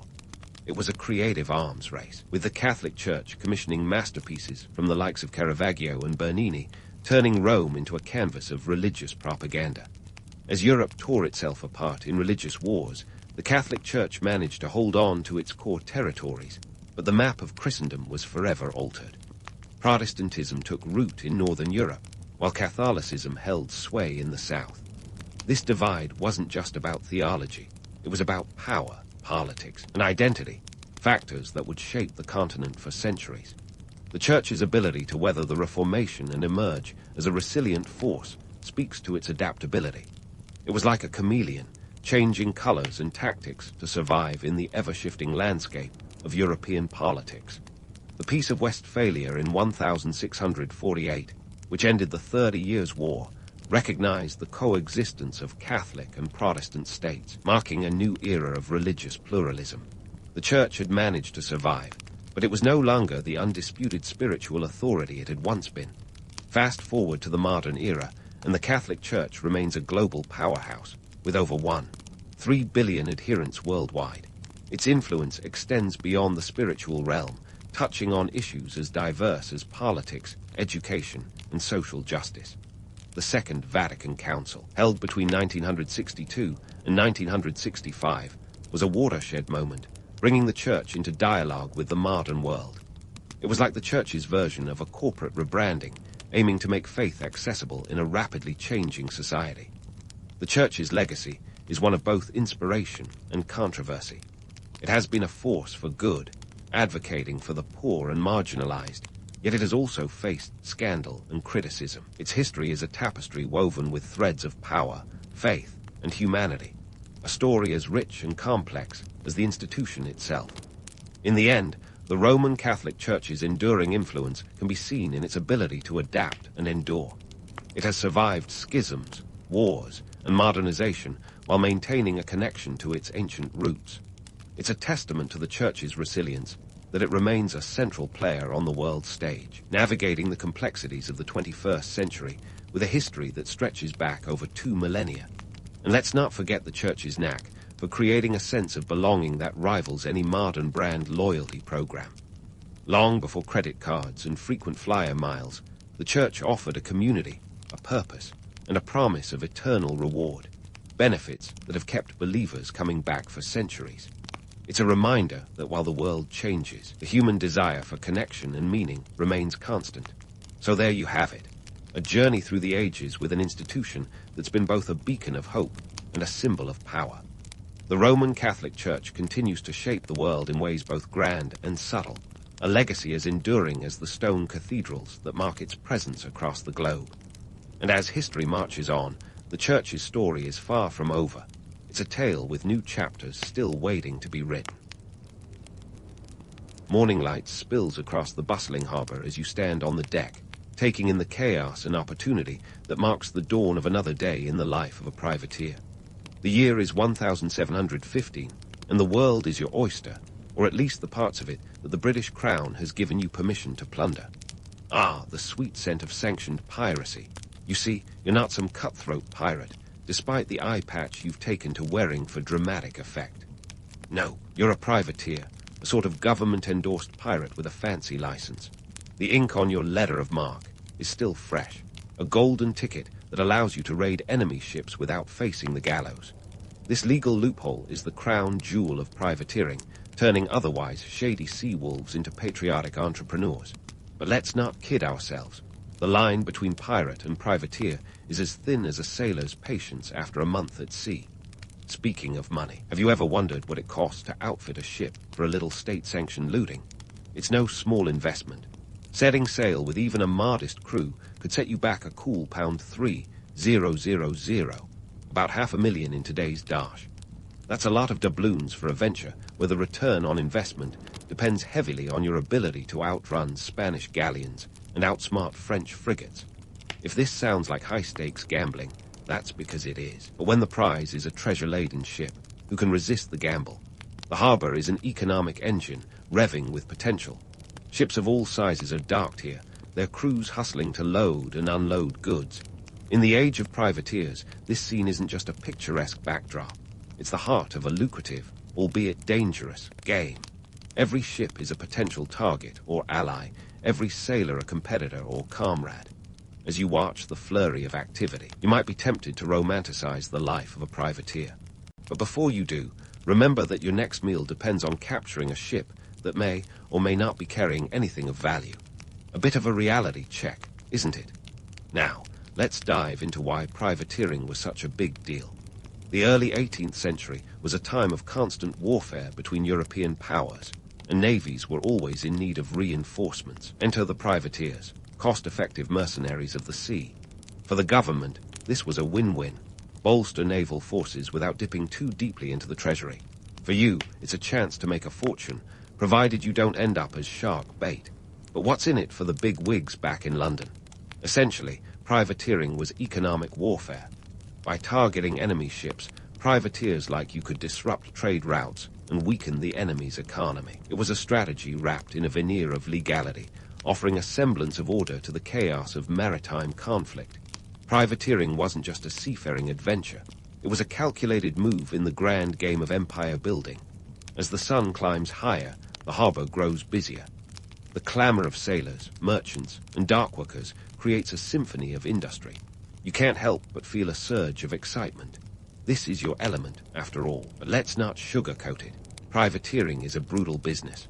The romantic notion of the lone rogue pirate Sailing the seven seas with nothing but a parrot for company is more fiction than fact.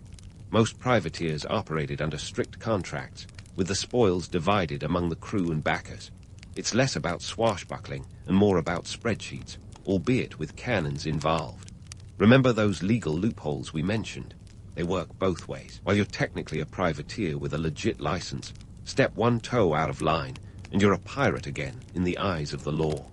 And trust me, no one wants to see the inside of prison cell in 1715. It's enough to make you appreciate the fine art of staying legal while dancing on the edge of legality. As you prepare to set sail, you can't help but ponder the bigger picture. Privateering isn't just about personal gain. It's a cog in the machine of imperial ambition. Your success, or failure, affects the balance of power across nations. It's a heady thought, but one that also underscores the precarious nature of your profession. You're not just a sailor, you're a pawn in a geopolitical chess game. But hey, pawns can become queens if they play their cards right. Or, in this case, their maps and compasses. By midday, you've navigated the paperwork and gathered your crew. A motley bunch, to be sure, but each with their own skills and stories to tell. The camaraderie among the crew is a delicate balance, fueled by shared goals and the promise of riches. Yet it's not all rum and revelry. Discipline is key, and even the slightest hint of mutiny could spell disaster. It's a reminder that while you may be sailing under a flag of fortune, the sea is an unforgiving mistress.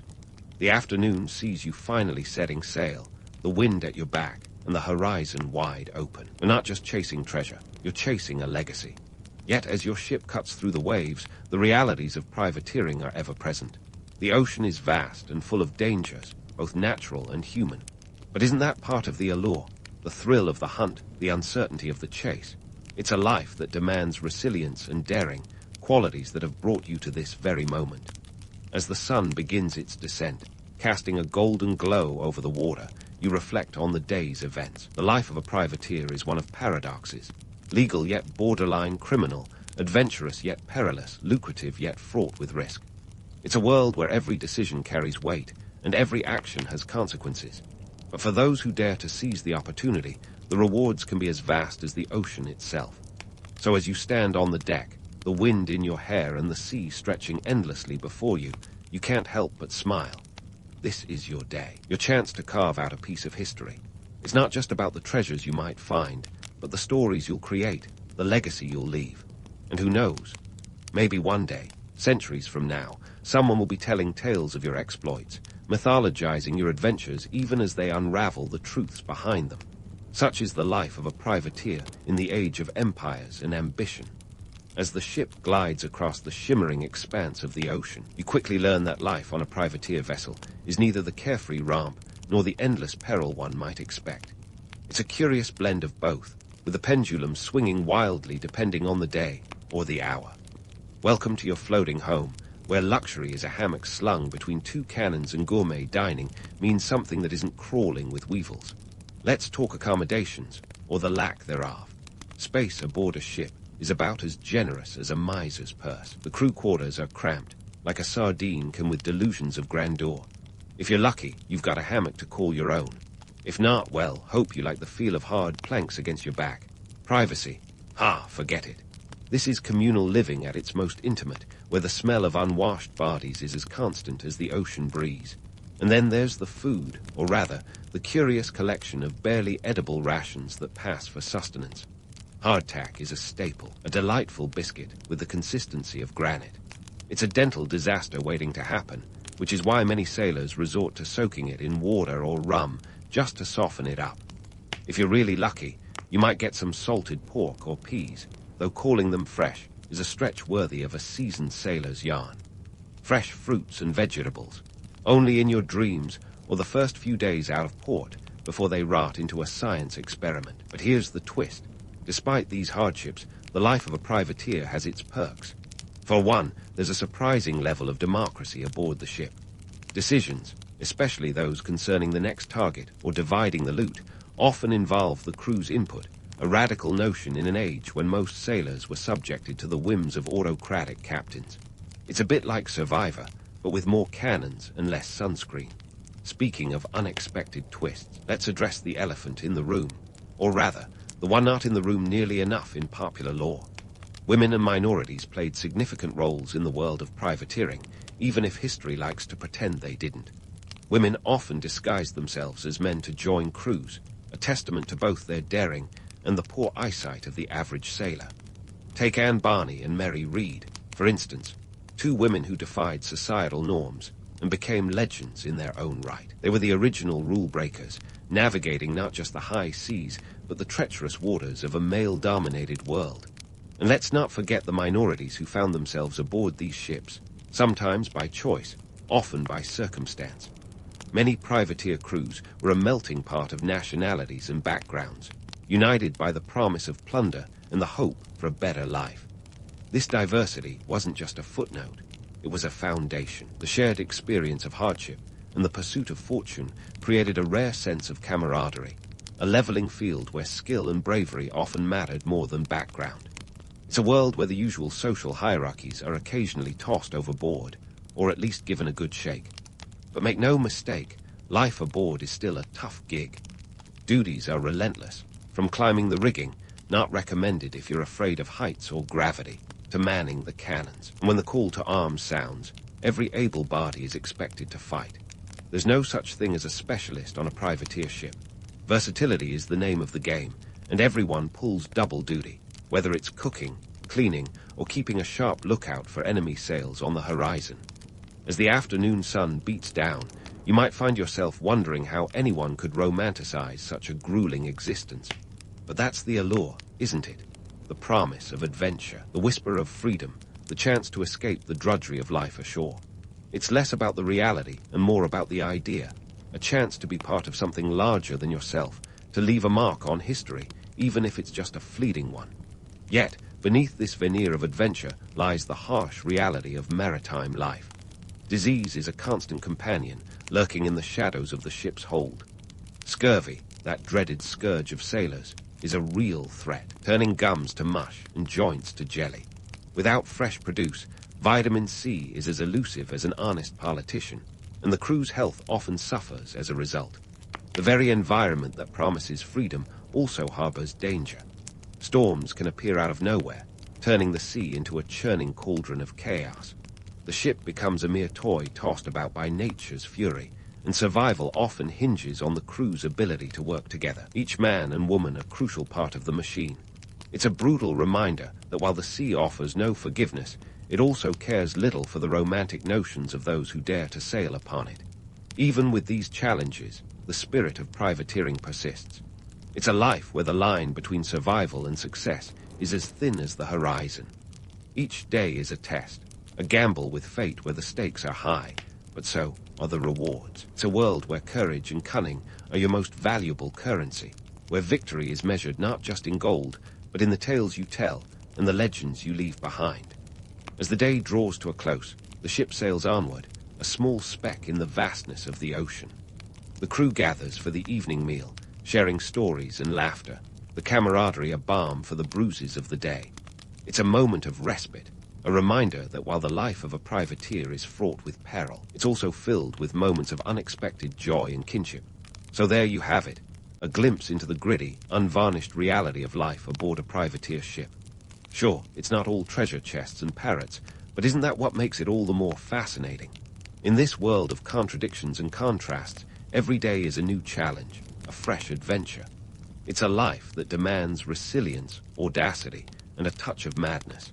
And for those who dare to embrace it, the rewards are as infinite as the sea itself. As the echoes of laughter fade into the salty evening air, you realize that life on a privateer ship is a curious cocktail of camaraderie and chaos, with every day serving up a new blend of adventure and adversity. But as you sail into the vast, uncharted waters, you quickly learn that the sea is an unpredictable beast, always ready to test your mettle and your stomach. Navigating these watery expanses isn't just about knowing which way is up. This is 1715 after all, and GPS is as fictional as a polite pirate. Instead, you rely on the age-old tools of the trade, a compass, a sextant, and the stars. You might think of these as the iPhone, the Google Maps, and the Wi-Fi of the 18th century. But let's be honest, It's a far cry from turn-by-turn directions. Navigating by the stars requires a good deal of skill and a fair bit of luck. The sextant, that nifty little device, measures the angle between the horizon and a celestial body, usually the sun or a star. It's the sailor's way of saying, "I think we are here," while secretly hoping that here isn't the middle of a storm. Speaking of storms, it turns out that Mother Nature has a rather twisted sense of humor.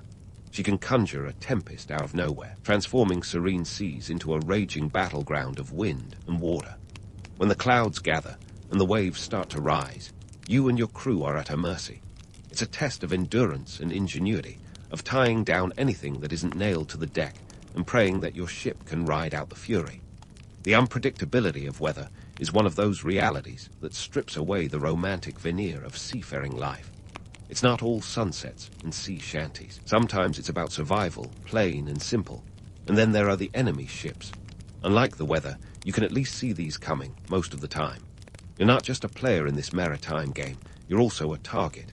The very act of chasing down enemy vessels for loot makes you a marked man. Spanish galleons, French frigates, even rival privateers.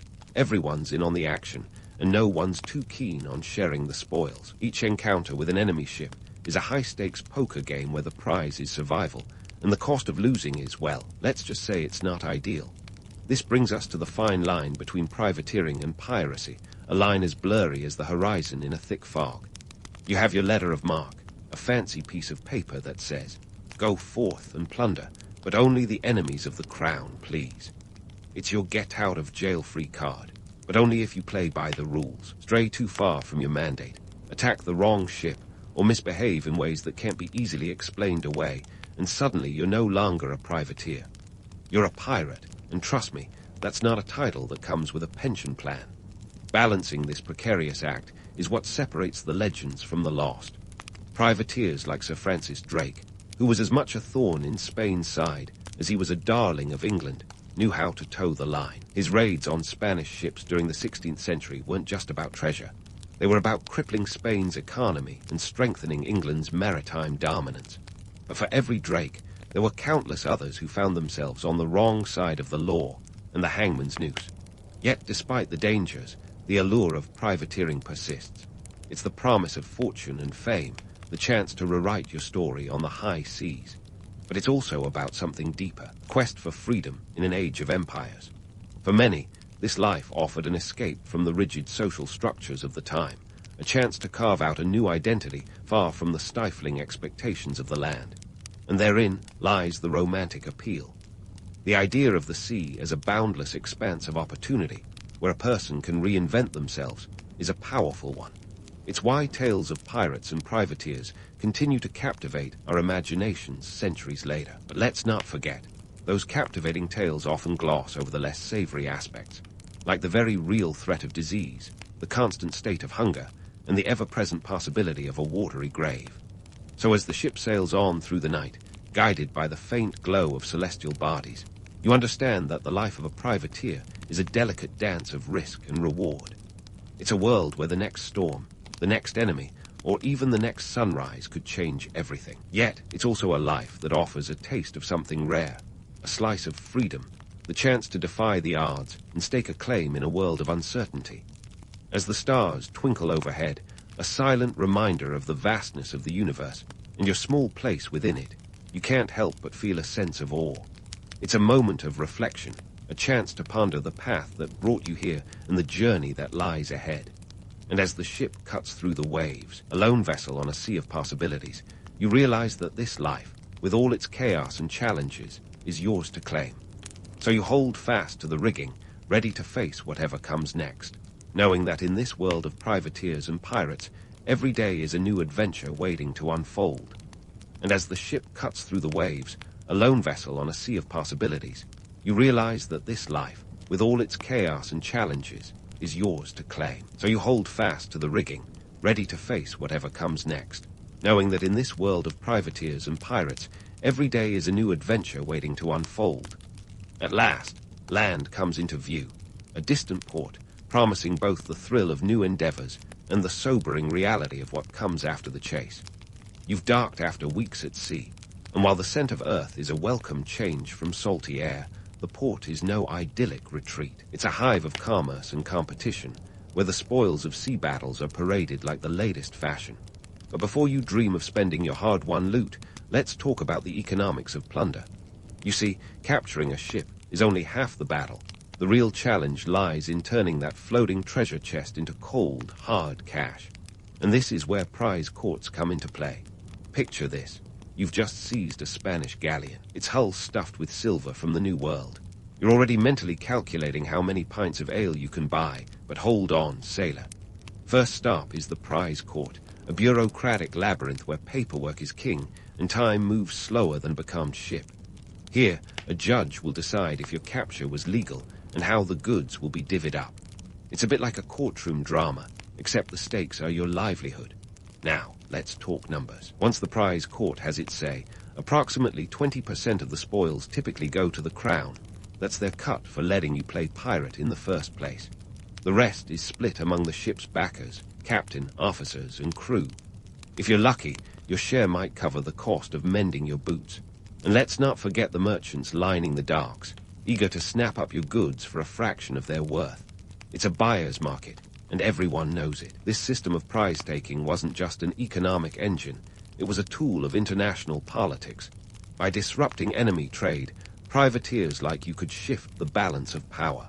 Every ship captured was a blow to an adversary's economy, making it harder for them to fund wars or feed their people. In this game of maritime chess, you're not just a player, you're a piece that can change the board. But it's a precarious position, reliant on the whims of courts and the fortunes of war. And speaking of whims, let's address the fickleness of privateer fortunes. One day, you're rolling in doubloons. The next, you're scrambling for crumbs. The unpredictability of this life makes modern-day stock market fluctuations look like a stroll in the park. A single storm or an encounter with a more formidable ship can wipe out your profits faster than you can say pieces of 8. Then there's the matter of reputation, crucial in a business where alliances can spell the difference between wealth and ruin. A successful privateer could build a legacy, becoming a household name like Sir Henry Morgan, whose exploits earned him a knighthood despite his rather flexible interpretation of the law. But step out of line, and you could wind up like Captain Kidd, whose career ended with a noose rather than a medal. Amidst all this official rigmarole, there's a less glamorous side to the port life. Disease lurks in the corners, ready to strike down even the hardiest sailor. Epidemics can sweep through a port town faster than rumors, turning bustling streets into ghostly scenes. The air is thick with the smell of tar, saltfish, and the ever-present threat of illness. It's a stark reminder that even on land, the perils of the sea are never far behind. Yet, despite these harsh realities, the allure of privateering persists. It's a world where fortunes can be made overnight, where the promise of adventure beckons you back to the waves. The port is a crossroads, offering a glimpse of the world beyond, of the people, cultures, and stories that shape the vast tapestry of human experience. Each ship that sails in carries its own tales, a testament to the enduring spirit of those who dare to navigate the uncertain seas. As the sun dips below the horizon, casting long shadows over the bustling port, you reflect on the day's events. The life of a privateer isn't for the faint of heart, but for those willing to embrace its challenges. It offers a taste of freedom and the chance to carve out a legacy in the ever-shifting sands of time. And while the path is fraught with peril, it's also lined with opportunities for those bold enough to seize them. So as the night falls and the port settles into a quieter rhythm, you find yourself contemplating the next voyage. The sea calls to you, a siren song of adventure and uncertainty. And as you prepare to set sail once more, you know that each journey brings with it new stories, new challenges, and the ever-present promise of discovery. In this world of privateers and plunder, every day is a new chapter waiting to be written, a testament to the indomitable spirit of those who dare to chase the horizon. As the sun dips below the horizon and the port settles into a quieter rhythm, you find yourself contemplating the next voyage. The sea calls to you, a siren song of adventure and uncertainty. And as you prepare to set sail once more, you know that each journey brings with it new stories, new challenges, and the ever-present promise of discovery. But before you dive back into the waves, let's pause to reflect on the broader legacy of privateering, a legacy that's as tangled as a sailor's knot. Privateering, for all its legal backing and patriotic posturing, played a pivotal role in shaping maritime law as we know it today. It was the original grey area of naval warfare, a legal loophole with all the charm of a tax write-off. The very existence of the letter of marque created a need for clearer distinctions between piracy and warfare, leading to the development of more sophisticated maritime laws. This wasn't just about keeping the good guys from becoming bad apples. It was about maintaining some semblance of order on the high seas, where chaos was as common as barnacles on a hull. In the grand chess game of empires, privateering was a strategic pawn that helped tilt the board. It allowed nations to wage economic warfare without the messy business of full-scale naval battles. By the late 18th century, however, the lines between privateering and piracy had blurred to the point where they were practically indistinguishable under a stormy sky. This ambiguity contributed to the eventual decline of piracy, as governments began to realize that their semi-legal sea wolves were difficult to control. It turns out that when you give someone a license to plunder, they might just take it a bit too literally. The decline of privateering was codified with the Declaration of Paris in 1856, where major European powers agreed to ban the practice. This was a watershed moment, a collective sigh of relief from the merchant navies of the world. But like any good pirate tale, the end of privateering left behind a treasure trove of myths and legends. The romanticized image of the privateer, equal parts Robin Hood and rogue, endured long after the practice itself had been consigned to history's briny depths. So why does the allure of the privateer still captivate us today? Part of it is the tantalizing blend of legality and rebellion. Privateers straddle the line between hero and villain, a duality that makes for compelling storytelling. Who doesn't love a good anti-hero? Someone who bends the rules but never quite breaks them, at least not in a way that lands them in the brig. Moreover, privateering offers a glimpse into a world where the stakes were life and death, but the rewards were riches and renown. It's a narrative that resonates in an age where many of us feel like cogs in a machine, longing for adventure and autonomy. The privateer embodies a freedom that seems just out of reach, a chance to chart one's own course in an unpredictable world. It's a seductive notion, even if the reality was often less glamorous and more grueling. And let's not forget the cultural footprint left by privateering. Literature, film, and folklore have all drawn from this well of history, crafting stories that are equal parts fact and fantasy.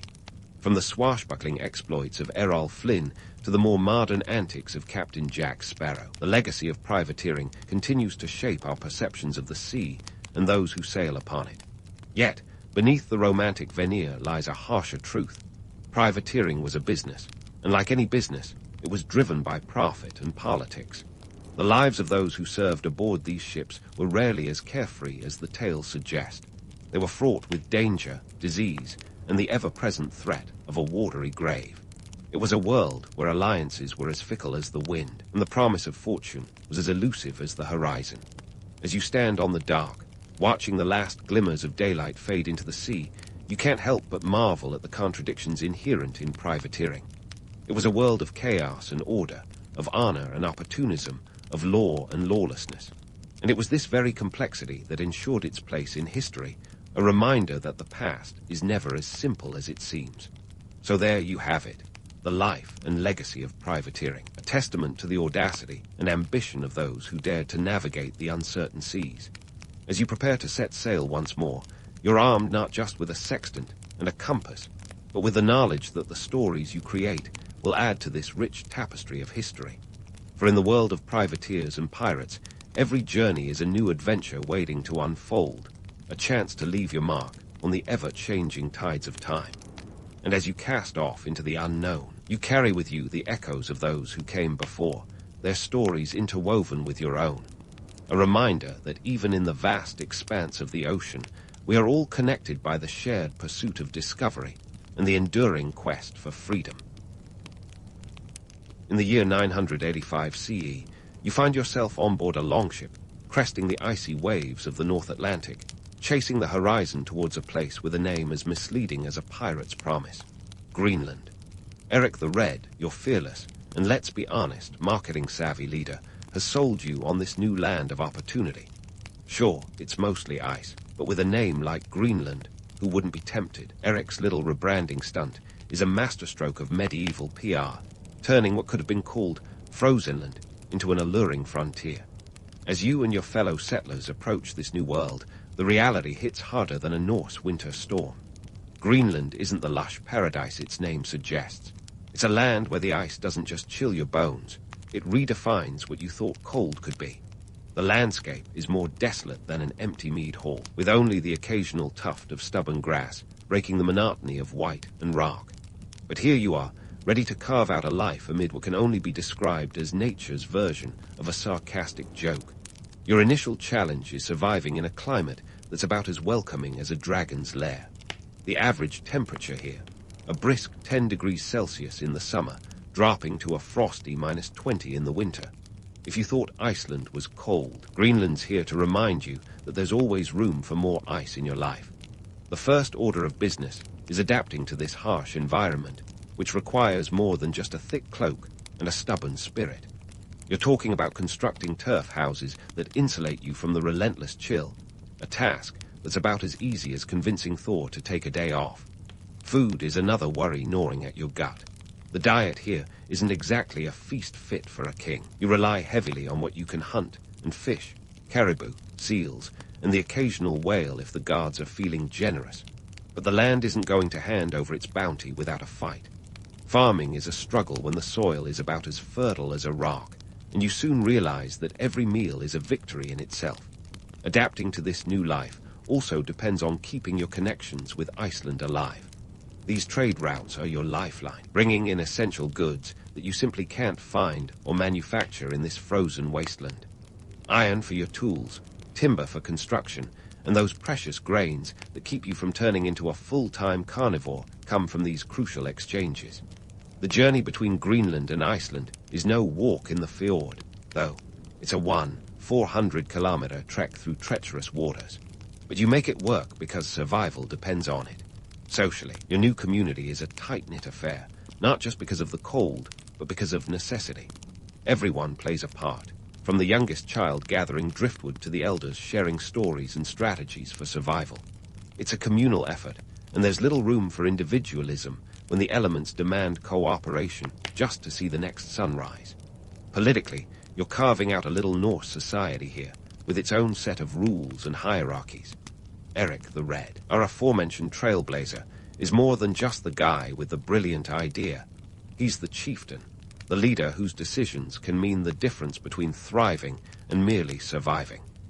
The law is a mix of old traditions and new adaptations, a testament to your people's ability to bend, but not break in the face of Greenland's unyielding nature. And let's not forget the myths, the romantic tales of adventure and discovery that fuel your spirit when the nights grow long and the wind howls like a banshee.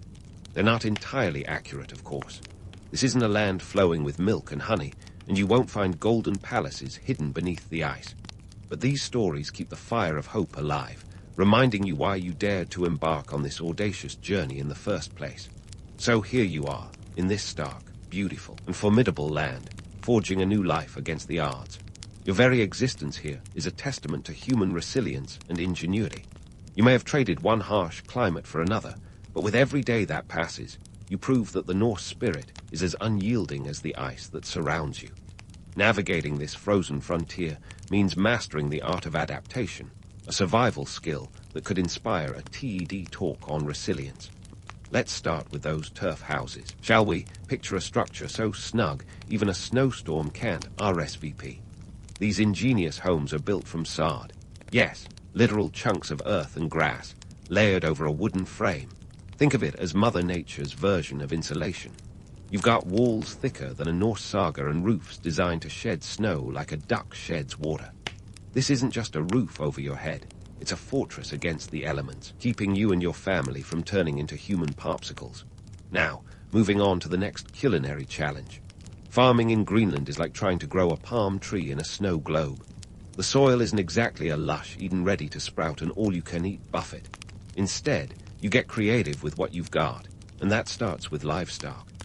Cows, sheep, and goats become your best friends, not for companionship, but because they're essential to your survival. Animal husbandry here is less about raising championship livestock and more about keeping the herd alive through the darkest winter months. With grass in short supply, you rely on hay stored during those fleeting summer months, feeding your animals so they can, in turn, feed you. And here's where the role of women becomes crucial, often underestimated in the grand narrative of Norse adventures. While the men are busy wrestling seals or steering longships, women are the linchpins holding the household economy together. They manage the farmstead, oversee food production, and ensure that the community doesn't starve before spring. Their expertise in dairy production, making cheese and butter, is as vital as any sword. It's a social structure that doesn't just value cooperation, it demands it. Everyone's contribution is a stitch in the fabric of survival, from the smallest child to the eldest matriarch. Speaking of community, let's talk about governance, Norse style. Enter the all-thing, a democratic assembly that's more than just a council of elders grumbling about the weather. This is where every freeman, yes, that's men only, unfortunately, can voice their grievances, propose laws, and generally keep the community from descending into chaos. It's sort of like an annual town hall meeting, minus the PowerPoint presentations. The all-thing represents a system of governance that values consensus and cooperation, ensuring that decisions are made for the good of all, not just the whims of a chieftain. Imagine a world where democracy fits inside a fur-lined tent, and you've got the right idea. These settlers are not just surviving. They're crafting a mini-civilization out of the ice and rock, a testament to the human spirit's refusal to be extinguished by mere cold. The myths might tell you of heroes conquering lands and seas, but the real heroes are the ones who plant their feet and make a life where others see only desolation. This isn't just a story of endurance. It's one of innovation and community, a saga as riveting as any tale spun by a bard.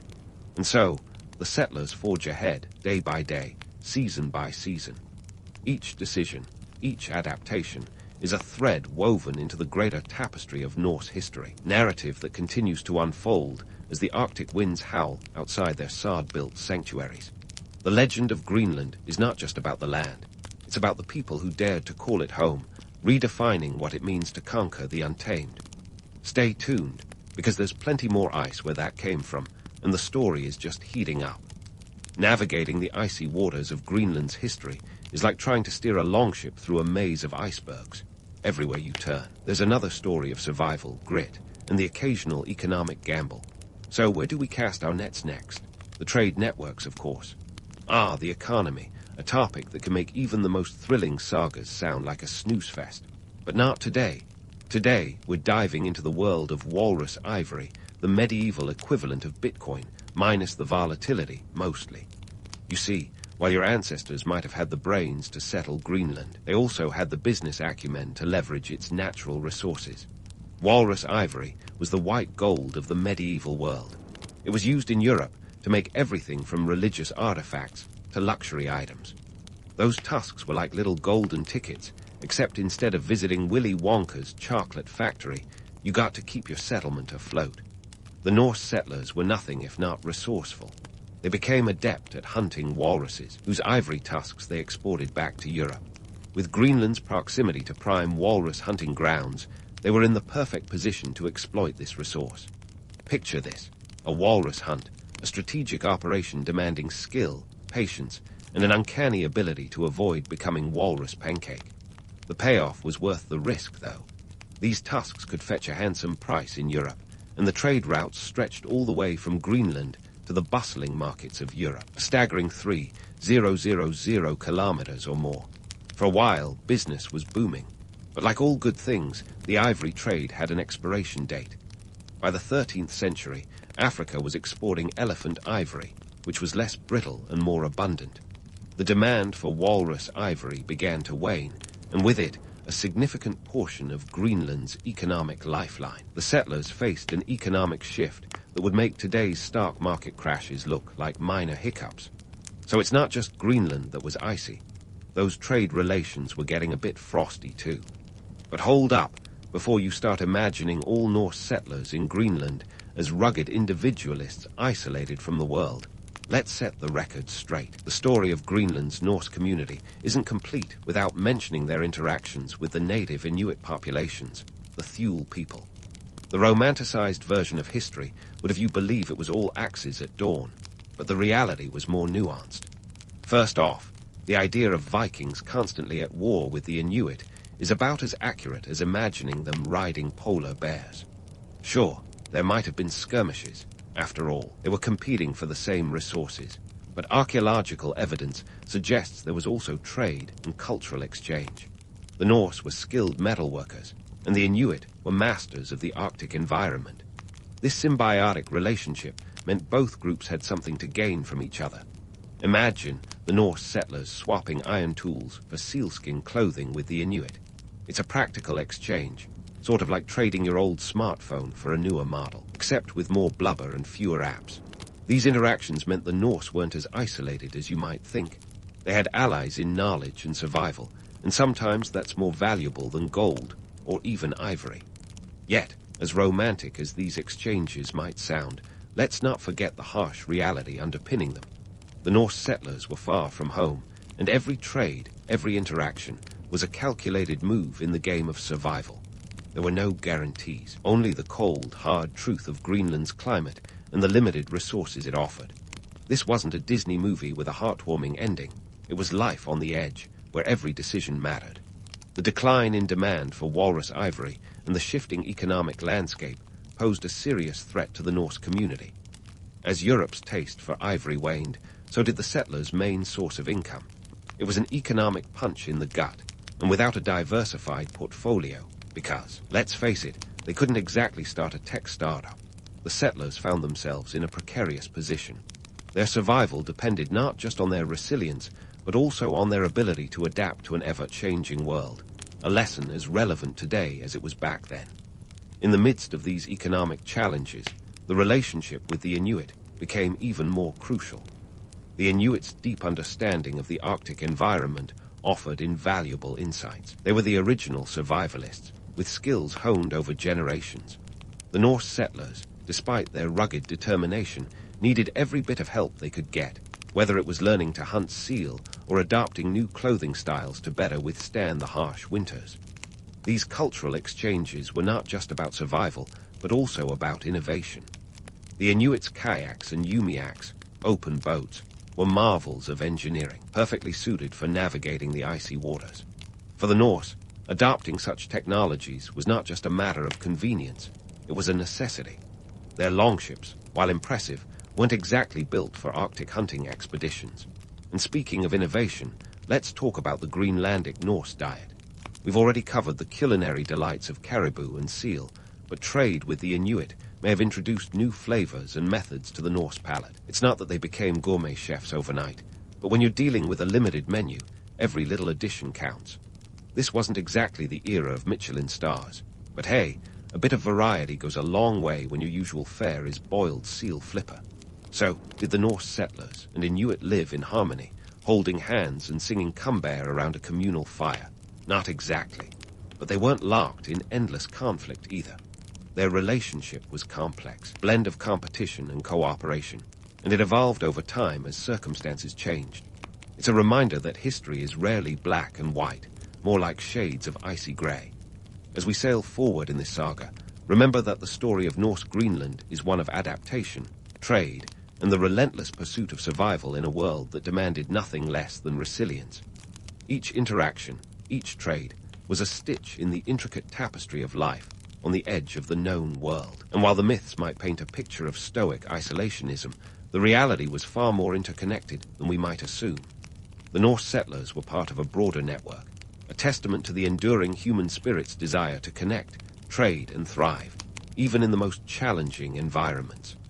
Stay tuned as we continue to unravel the threads of this icy tale, exploring how these settlers navigated a world as unpredictable as the Arctic weather itself. There's more to this story, and like the Norse themselves, it's just getting started. And so, as the Norse settlers continue to navigate this unforgiving landscape, fate threw a curveball that would make even Loki wince: the Little Ice Age. Now, before you start picturing a mini ice age with saber-toothed tigers and woolly mammoths running amok, let's set the scene. This climatic hiccup began around 1300 CE and wasn't exactly a flash freeze, but it did lower temperatures across the North Atlantic. Imagine Greenland getting even colder, more ice, more snow, and less of anything remotely resembling a warm breeze. This chilling turn of events didn't just mean more layers of fur-lined cloaks. It spelled trouble for the Norse way of life. Think about it. Farming in Greenland was already harder than getting a straight answer from the oracle at Delphi. With shorter growing seasons and harsher winters, any hope of a bountiful harvest became as elusive as finding a reliable weatherman. The settlers were left with a choice: adapt or face the music, which in this case was the wailing of empty stomachs. Food shortages became the new normal, and the settlers had to get creative or desperate. Subsistence farming took a hit, and livestock that once provided milk and meat were now liabilities. Fodder was scarce, meaning the animals were as hungry as their human counterparts. If you thought it was tough before, imagine trying to keep your spirits up while rationing meager supplies. It's a situation that makes modern-day food shortages look like a minor inconvenience. As for hunting and fishing, those weren't exactly a walk in the fjord either. The colder climate meant sea ice lingered longer, making it difficult to reach the best fishing grounds. And the caribou, well, they didn't exactly thrive in the new conditions either. The settlers had to double down on their skills, employing every ounce of ingenuity to scrape together their next meal. It's the kind of resilience that would make even the most seasoned survivalist reach for the nearest hotspot. But let's not forget the economic backdrop. With the demand for walrus ivory drying up faster than a Greenlandic summer, the settlers found themselves in an economic quagmire. The trade networks that once flowed with goods and supplies were now as barren as the icy landscape. This wasn't just a hiccup in the supply chain. It was a full-blown economic migraine. Without the ivory trade to prop them up, the Norse communities faced an existential crisis that made Wall Street's worst days look like a picnic in the park. Amidst this chaos, the settlers had to make some tough decisions. Adaptation wasn't just a buzzword. It was a lifeline. The diet shifted from the meager grains they could coax from the earth to whatever the sea and land grudgingly offered. Seal and fish became staples, and the settlers likely leaned more heavily on the knowledge and techniques of their Inuit neighbors. This wasn't just cultural exchange. It was survival of the fittest, or at least the most adaptable. Socially, the community spirit that held the Norse settlers together was put to the ultimate test. Cooperation, which had always been a necessity, became the glue that kept the society from fracturing under the weight of adversity. The Althing, that democratic assembly where grievances were aired and laws proposed, transformed into a forum for survival strategies. It was less about governance and more about keeping the community's collective head above water, or ice, in this case. The political dynamics shifted as well. Chieftains who once wielded power like a double-edged sword now found themselves grappling with the harsh realities of leadership in a crisis. Decisions were no longer just about maintaining order, but about ensuring survival. It was a delicate balance between old traditions and new necessities, where every choice carried the weight of the community's future. And then there were the myths, those romantic tales of conquest and adventure that warmed the soul like a cup of heart mead on a cold night, took on a new significance. They became more than just stories. They were a reminder of what the settlers were fighting for, a life carved out of the frozen wilderness, a testament to their indomitable spirit. But the gap between myth and reality widened, and the harsh truth was that no amount of storytelling could fill an empty belly or stave off the biting cold. As conditions continued to deteriorate, the once thriving settlements began to wane. The Norse communities, which had been a symbol of human tenacity, faced the daunting prospect of abandonment. It wasn't an overnight decision, but a gradual realization that the land they had fought so hard to tame was slipping through their fingers like sand in an hourglass. The truth was as stark as the landscape. Greenland was becoming untenable, and the settlers had to weigh their options, each more difficult than the last. Some chose to depart, seeking refuge in Iceland or Norway, where the climate, though still challenging, was mercifully less brutal. Others stayed behind, unwilling to leave the land they had come to call home despite the mounting odds. These were decisions made not out of defeat, but out of necessity, a pragmatic response to a shifting world. The story of the Norse in Greenland is not just a tale of survival, but of human resilience in the face of overwhelming adversity. It's a saga that speaks to the heart of what it means to endure, to adapt, and to continue forging ahead even when the world seems set against you. The Norse settlers may have faced the icy grip of the Little Ice Age, but their spirit remained unbroken, a beacon of determination in a sea of uncertainty. As we draw closer to the end of this chapter, remember that the story isn't over yet. The Norse settlers left a legacy that extends beyond their struggle to survive in Greenland's icy embrace. It's a narrative that continues to unfold, a testament to the enduring human spirit's ability to adapt, innovate, and thrive against all odds. Stay tuned as the saga of Norse Greenland continues to unravel, revealing the intricate tapestry of history that connects us all. And so, the saga of the Norse settlers in Greenland drifts towards its inevitable conclusion, like a longship vanishing into the morning mist. By the late 15th century, the settlements that had once been a beacon of human resilience were now ghost villages, abandoned to the whims of the ice and wind. The great mystery of their disappearance is as tantalizing as a cliffhanger in a Norse saga, except this time there are no sequels. So, what happened? Let's unravel this icy enigma, shall we? For starters, the Little Ice Age didn't send a formal invitation. It just barged in like an unwelcome guest who overstays their welcome. By the time it had fully settled in, the Norse settlers were knee-deep in climatic chaos. We're talking about a drop in temperatures that made the already challenging Greenland climate as friendly as a grumpy frost giant. These weren't just tough winters. They were unrelenting, bone-chilling affairs that threatened to turn even the hardiest Viking into a popsicle. Livestock suffered, crops failed, and hunger became an unwelcome companion. The settlers faced a brutal choice: adapt or abandon ship. Economically, the Norse were on thin ice, literally and figuratively. The collapse of the ivory trade had already dealt a severe blow, and with Europe moving on to elephant ivory, the walrus tusks that once lined their coffers were now about as valuable as a snowball in a sauna. The settlers found themselves in a financial drought that made the Great Depression look like a minor inconvenience. Without the economic backbone provided by trade, maintaining their way of life was akin to trying to build a snowman in a sandstorm. Politically, the Norse communities were caught in a perfect storm of internal and external pressures. The Althing, once a robust assembly of freemen, had morphed into a survival council, where decisions were made not for glory but necessity. The chieftains, who once led with the conviction of Odin himself, now faced the harsh realities of dwindling resources and a population stretched to its limits. Leadership in the face of such adversity required more than just charisma and a commanding presence. It demanded a keen sense of pragmatism and an ability to navigate uncharted waters, both literally and metaphorically. Socially, the communal bonds that had held the Norse together were fraying. The once-tight community that had shared in the triumphs and tribulations of Greenland was now a shadow of its former self. Families faced the heart-wrenching decision of whether to stay and endure the unendurable or to seek new horizons in Iceland or Norway, where a warmer climate and more stable economy offered the promise of a new beginning. It was a choice between loyalty to the land they'd tamed and the undeniable call of survival. And then there's the romanticized notion of the Norse as intrepid explorers, fearlessly navigating the unknown. While it's true they were among history's great adventurers, the reality in Greenland was less epic voyage and more epic struggle. The romantic allure of the Viking spirit, one of conquest and adventure, fades somewhat when faced with the reality of subsistence living, dwindling resources, and an unrelenting climate that cared little for human ambition. As the settlers grappled with these stark realities, they left behind more than just empty houses and abandoned fields.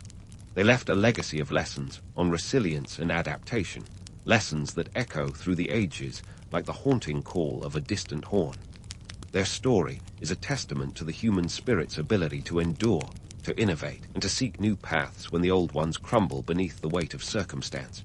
It's a reminder that while legends may paint a picture of heroism and glory, the truth is often more nuanced, more gritty, and infinitely more human. In the end, the disappearance of the Norse from Greenland is not just a tale of failure. It's a narrative of transformation. It's about recognizing when the tides have turned and having the courage to chart a new course. As the last of the Norse settlers packed their belongings and set sail for friendlier shores, they carried with them the indomitable spirit that had brought them to Greenland in the first place. It wasn't the end of a journey, but the beginning of a new chapter, one that would continue to shape their descendants and the world they left behind.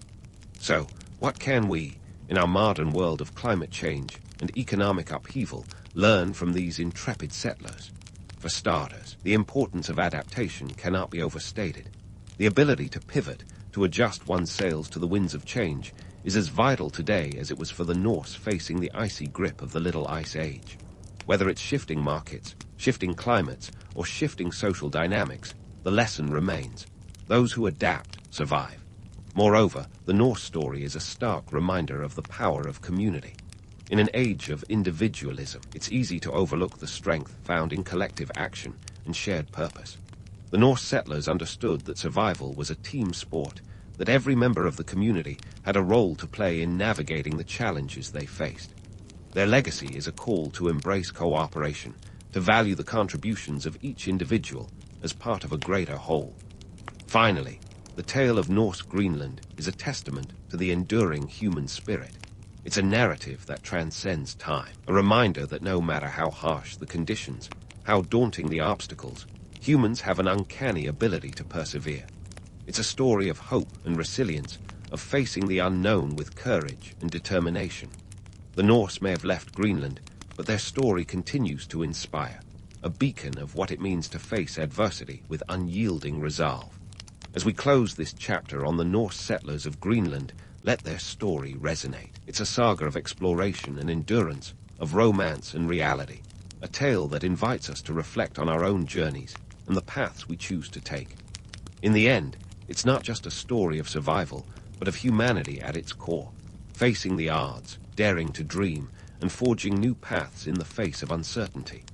As we navigate our own challenges, may we carry forward the legacy of the Norse, a testament to the enduring power of the human spirit. In the heart of Warsaw, during the late 19th century, a young girl named Marie Skłodowska was busy rewriting the rules of what it meant to be a scientist before she even knew it. Her birthplace, Poland, was a country carved up by empires, like a pie at a family dinner where half the relatives aren't speaking to each other.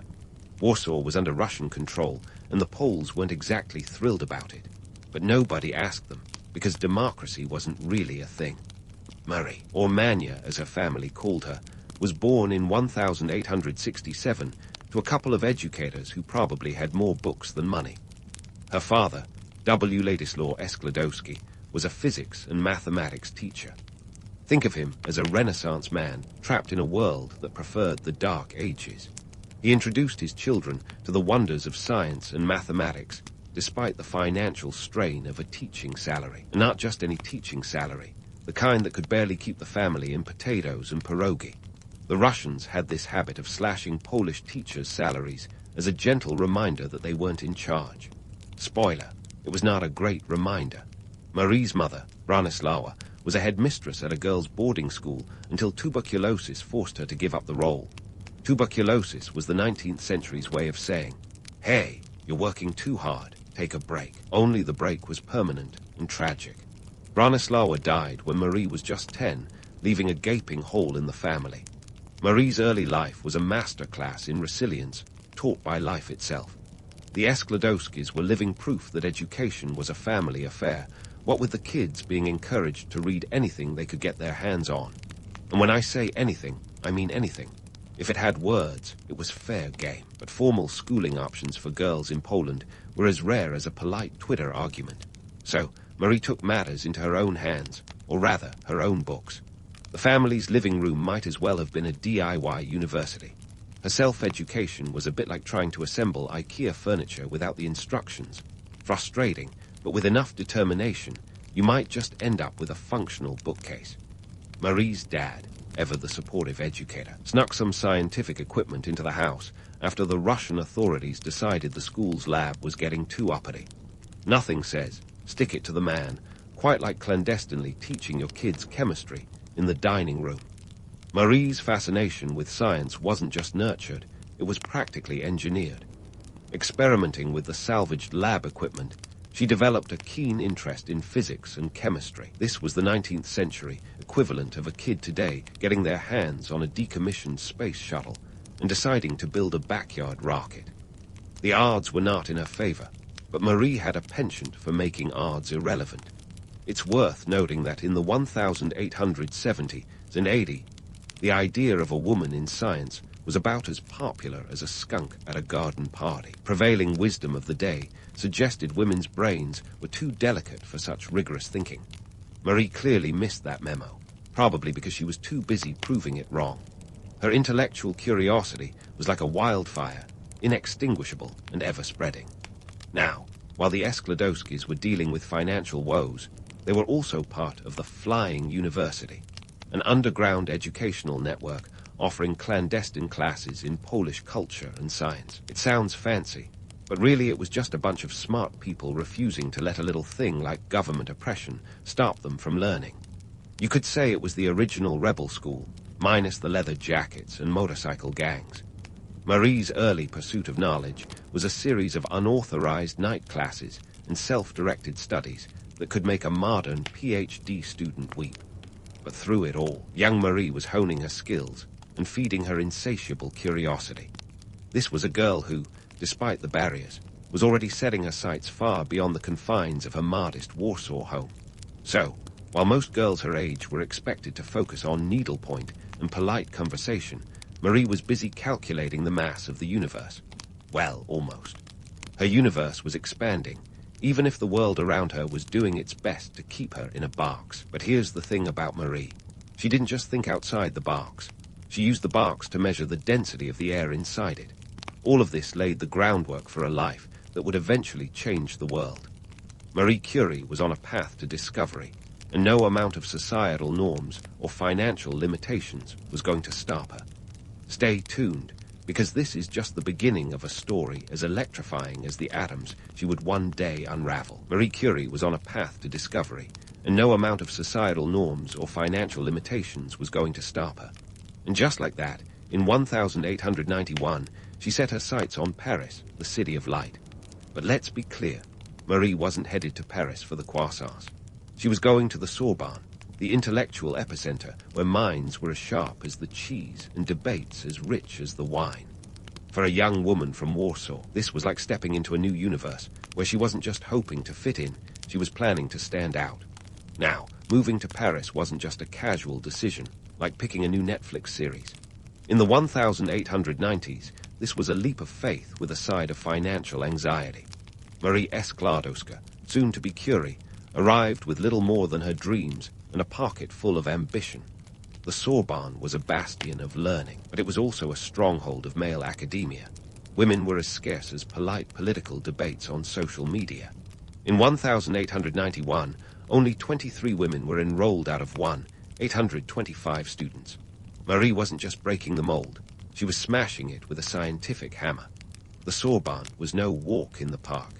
Marie had to quickly adapt to the language of Molière and the labyrinthine streets of Paris, where getting lost was a rite of passage. She enrolled in physics, chemistry, and mathematics, subjects that were, at the time, considered about as appropriate for a woman as a cigar at a baby shower. The men in her classes probably thought they were witnessing a rare phenomenon, a woman in science. Little did they know, they were in the presence of a future Nobel laureate. To say Marie's lifestyle in Paris was frugal would be like saying the Eiffel Tower is a bit tall. She lived in a tiny attic room that was colder than a polar bear's picnic. Her diet was as sparse as her accommodations, often consisting of bread, butter, and tea. Sometimes she'd forget to eat entirely, her mind too preoccupied with equations and experiments. It said she once discovered she hadn't eaten for days only because she fainted. That's dedication, or possibly an extreme case of absent-mindedness.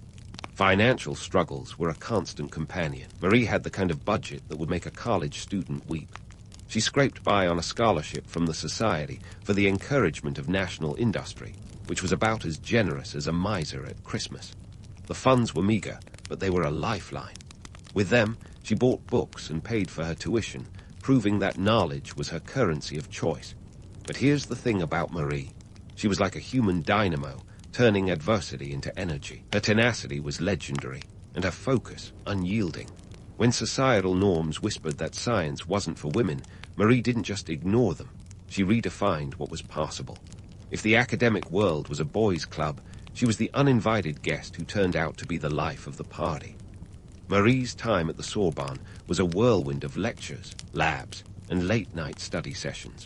Her academic prowess was undeniable, and she graduated first in her class in physics in 1893 and second in mathematics in 1894. But her journey wasn't just about collecting degrees like some people collect stamps. It was about staking a claim in a world that had no map for women like her. Now, let's debunk some myths. The romantic notion of Marie as a lone genius is appealing, but it's also a bit of a fairy tale. While she was undoubtedly brilliant, she was also part of a broader scientific community. She collaborated, she questioned, and she learned from others. Her partnerships were crucial, and none more so than with Pierre Curie, whom she would meet shortly after her graduation. But that's a story for another day. Marie's legendary ability to tune out the world extended beyond her studies. She disregarded societal expectations with the same nonchalance she showed toward meal schedules. Fashion, not a priority. Social graces, optional. She was there for the science, and everything else was just background noise. In Paris, Marie found a world where she could finally breathe, even if said world was as chilly as her unheated room. She was a woman out of time, living in an era that wasn't quite ready for her. Yet, she wasn't one to wait for the world to catch up. She was too busy changing it. The late 19th century was a period of change and upheaval, and Marie was at the heart of it. The Industrial Revolution had transformed economies, and science was the new frontier. The Sorbonne was a microcosm of these shifts, and Marie was both a participant and a pioneer. Her journey was a testament to the power of persistence and the pursuit of knowledge, no matter the odds. As Marie deepened her studies, her life in Paris became a balancing act of academic excellence and survival. She navigated the challenges of her new environment with a determination that was as impressive as it was necessary. The world was opening up, and Marie was stepping through the doorway with purpose. In later years, when people would speak of Marie Curie, they would remember her Nobel Prizes and groundbreaking discoveries. But it's crucial to remember the young woman in Paris, living on a shoestring and breaking down barriers with the force of her intellect. Her story is one of grit and grace, the kind that reminds us why history matters, not just for what happened, but for what it means.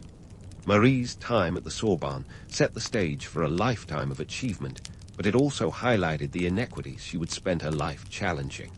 Her story is a reminder that brilliance knows no gender, and that courage is often found in the quiet determination to defy expectations.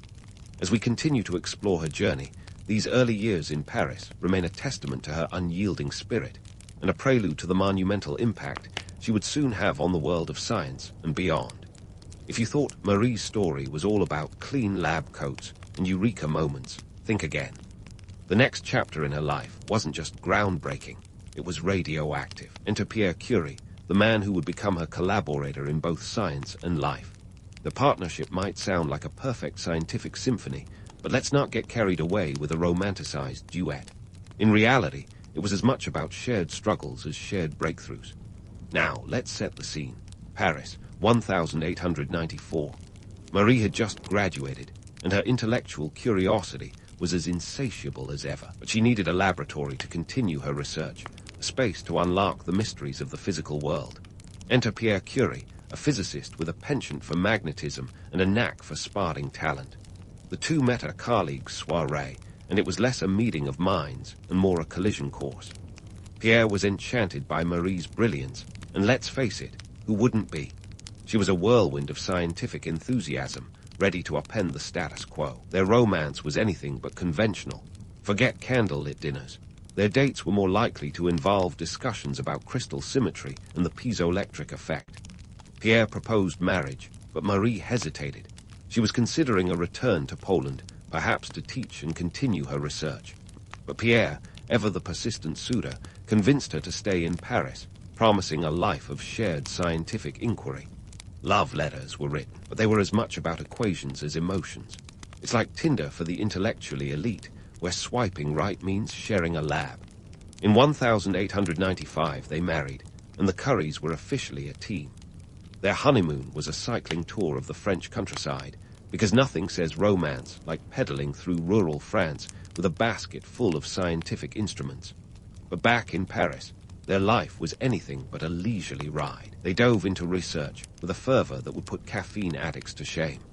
Marie's focus was on uranium rays, a curiosity sparked by Henry Becquerel's discovery that uranium salts emitted rays capable of fogging photographic plates.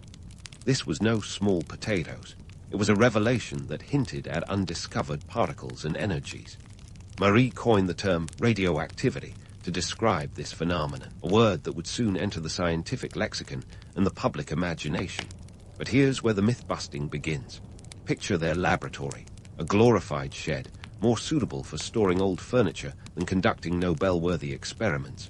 It was as damp as a Scottish morning and as cramped as a subway at rush hour. Forget modern lab safety protocols. Marie and Pierre were working with radioactive materials like it was a day at the beach. No protective gear, no fancy equipment, just a relentless pursuit of knowledge.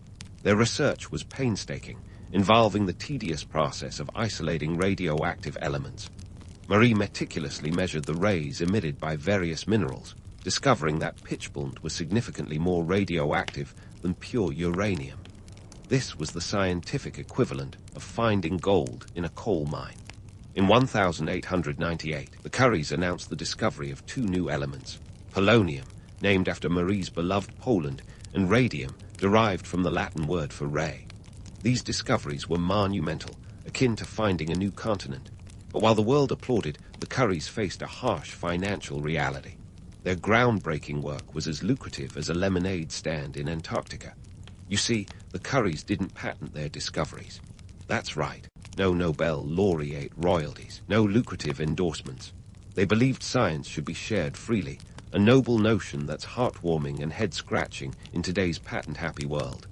Their financial situation was so dire that they couldn't afford to produce radium on a larger scale. They were like rock stars without a record deal, hailed by the scientific community, but struggling to pay the rent. And let's not forget the health risks. The dangers of radioactivity were as unknown as the dark side of the moon. Marie and Pierre handled radium with the nonchalance of chefs tossing salad. They reported glowing tubes of radium salts, not realizing the long-term effects on their health. Marie often carried small tubes of the stuff in her pockets as if it were a good luck charm, unaware that this charm was more of a ticking time bomb. The notion of the noble scientist is appealing, but in reality, the Curies were more like scientific daredevils, pushing the boundaries of knowledge while teetering on the edge of disaster. Their lab was a hotbed of accidents and mishaps. Once, the weight of a radium sample was miscalculated, leading to an explosive reaction. It's a wonder their laboratory didn't double as a fireworks display. Despite the perils, the Curies persevered. Their work on radioactivity laid the groundwork for modern physics and medicine, influencing everything from cancer treatments to nuclear energy. But let's not get ahead of ourselves. Their journey was far from over. In 1903, the Curies, along with Henry Becquerel, were awarded the Nobel Prize in Physics for their joint research on spontaneous radiation. Marie became the first woman to win a Nobel Prize, smashing through yet another glass ceiling. But the financial windfall you might expect. Think again. The prize money was a modest purse compared to today's standards, and it barely alleviated their financial woes. The Curies were still in the trenches, fighting for funding and recognition. Their story is a testament to the gritty reality of scientific discovery. Behind the accolades were countless hours of labor, a marriage forged in the fires of shared ambition, and a dogged determination to illuminate the unknown. They were pioneers navigating uncharted territories, armed with nothing but their intellect and an indomitable spirit. So, what can we take away from this chapter in the Curie saga? Perhaps it's the reminder that behind every scientific triumph is a story of struggle and sacrifice. The allure of the lone genius is potent, but the truth is far more complicated and infinitely more human. Marie and Pierre Curie were not just icons of science. They were people, flawed and fearless, who dared to see the world differently. As we prepare to delve deeper into Marie's journey, remember this. Her story is not just about what she discovered, but how she did it, against all odds, with a partner who shared her vision in a world that was still catching up to her brilliance. Stay tuned, because the tale of Marie Curie is far from over, and the best is yet to come. Marie Curie's life was a whirlwind of accolades and adversity, a roller coaster that would make even the most adventurous thrill-seeker clutch the safety bar. After her first Nobel Prize in Physics in 1903, The world's spotlight was firmly on her, but fame, as it turns out, is rather like radium. It glows brightly, but can be quite hazardous when handled without care. Fast forward a few years to 1911, and Marie's pioneering work in chemistry earned her a second Nobel Prize. This time, she was recognized for isolating pure radium, a feat as complex as untangling your headphones before Bluetooth was a thing. Marie was the first person ever to win 2 Nobel Prizes, a record that was less about breaking glass ceilings and more about shattering them with a wrecking ball. Now, you'd think that with 2 Nobels under her belt, Marie would be celebrated like a rock star of the scientific world. And she was, to an extent. But fame is a double-edged sword, and the other side of that blade is scandal. Enter the Langevin affair, a melodrama worthy of its own Netflix series. Paul Langevin was a physicist and a former student of Pierre Curie, not to mention a married man. And here lies the crux of the scandal.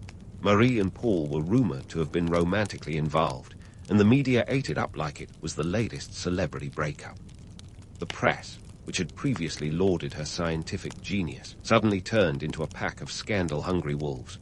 They were less interested in her groundbreaking research and more focused on the juicy gossip of a supposed affair. It was a tabloid frenzy before tabloids even existed, and Marie found herself at the center of a media storm. Her letters to Langevin were stolen and published, causing a public uproar. It's like a leaked text scandal today, only with more handwritten ink and fewer emojis. But let's unpack this a bit. The real issue wasn't just the affair. It was the gender bias that permeated society. Marie was vilified in ways that her male counterparts wouldn't have been. She was a woman in science, a field dominated by men who were often afforded the luxury of privacy and forgiveness. Marie, on the other hand, was dissected by the press as if her personal life was as public as her scientific achievements. The media cast her as a homewrecker, ignoring Langevin's role entirely. This wasn't just about Marie's personal choices. It was a reflection of the era's misogyny. She was facing a society that could accept a woman scientist with hesitance, but a woman with a personal life that defied Victorian norms, unforgivable. It's a tale as old as time. Brilliant woman achieves greatness. Society tries to drag her down with scandal. Meanwhile, the scientific community, at least in parts, rallied to her defense. Albert Einstein, who knew a thing or two about being in the public eye, wrote to Marie, urging her to ignore the reptiles of the press and focus on her work. Reptiles might be a bit harsh, but hey, the man had a point. Amidst the chaos, Marie maintained her dignity with the grace of someone who had seen it all before. She continued her research, using the prize money from her second Nobel to fund her radium research. Talk about putting your money where your mouth is. Her resolve was as unyielding as ever, embodying the spirit of a scientist who refused to let societal norms dictate her path. But it wasn't just the media that threw stones. At the Solvay conference in 1911, an elite gathering of the world's top physicists, Marie found herself in the company of scientific legends like Max Planck and Ernest Rutherford. Yet, despite her towering achievements, she was sometimes treated with condescension, proof that even with Nobel Prizes, gender bias was alive and kicking. Marie's story, however, wasn't solely about enduring scandal and sexism. It was about confronting and transforming them. The public's fascination with her life was a double-edged sword. It brought attention to her work, but also exposed her to scrutiny. In a way, she was a precursor to the modern-day celebrity scientist, where public interest can be both a blessing and a curse. Yet, through it all, Marie was steadfast in her scientific pursuits. She established the Radium Institute in 1914, a research center that would become a hub for groundbreaking work in radioactivity. She was a visionary, determined to push the boundaries of science for the betterment of humanity, even as the world seemed intent on misinterpreting her motives. Her legacy is a testament to the resilience of the human spirit in the face of adversity. Marie Curie wasn't just a pioneer in science. She was a pioneer in navigating the complexities of fame, gender politics, and personal integrity. Her story is a reminder that brilliance is often met with challenges, but true genius finds a way to shine through, regardless of the storm. As we continue to unravel Marie Curie's remarkable life, remember this: behind every headline, there's a human story, full of nuance and depth. Marie's journey was far from over, and her impact on the world was just beginning to unfold. The tale of Marie Curie is not just about what she discovered, but about the courage it took to stand her ground in a world that was still learning to appreciate her light. Stay tuned, because this narrative of courage, controversy, and scientific exploration is one for the ages, as if Marie Curie's life hadn't already been a roller coaster of Nobel Prizes and public scandals. The outbreak of World War I in 1914 added yet another dimension to her extraordinary journey. This time, her contributions weren't confined to the lab, but extended to the battlefield, or rather, the field hospitals. With the war machine rolling across Europe, Marie saw an urgent need for medical advancements. Ever the problem solver, she turned her attention to the power of X-rays to help save lives on the front lines. Marie, never one to shy away from a challenge, jumped into action with the kind of zeal that makes your morning coffee seem half-hearted. She recognized that X-ray technology could be a game-changer in diagnosing shrapnel injuries and fractures, and she wasn't content to simply suggest this from the sidelines. Instead, she spearheaded an initiative to equip mobile radiography units, affectionately dubbed Little Curries, to bring X-ray machines directly to the battlefield. Picture a makeshift ambulance, but instead of paramedics, you've got scientists in lab coats fussing over electrical equipment. It was a logistical feat as daring as it was innovative. Marie personally trained over 150 women in the use of these mobile X-ray units. And let's not gloss over the fact that this was at a time when women were typically not seen in such roles, especially not in the midst of war. Envision her, sleeves rolled up, sleeves metaphorically rolled up even higher, instructing her team in the finer points of radiology while artillery roared in the distance. This was no war movie cliché. It was gritty, dangerous, and vital work. By 1916, over 1 million soldiers had been examined with the help of these mobile units. The impact was profound, reducing the need for unnecessary amputations and saving countless lives. In the face of war, Marie's determination was as unyielding as ever, but let's not pretend it was all smooth sailing. The French government provided little financial support for her efforts, because why fund life-saving technology when you could, not? Undeterred, Marie even melted down her own Nobel Prize gold medals to fund the purchase of war bonds. Talk about putting your money, or rather, your medals, where your mouth is. Marie's wartime efforts were a testament to her ability to turn adversity into opportunity, leveraging her scientific expertise for humanitarian purposes. After the war, Marie continued her research, but not without personal costs.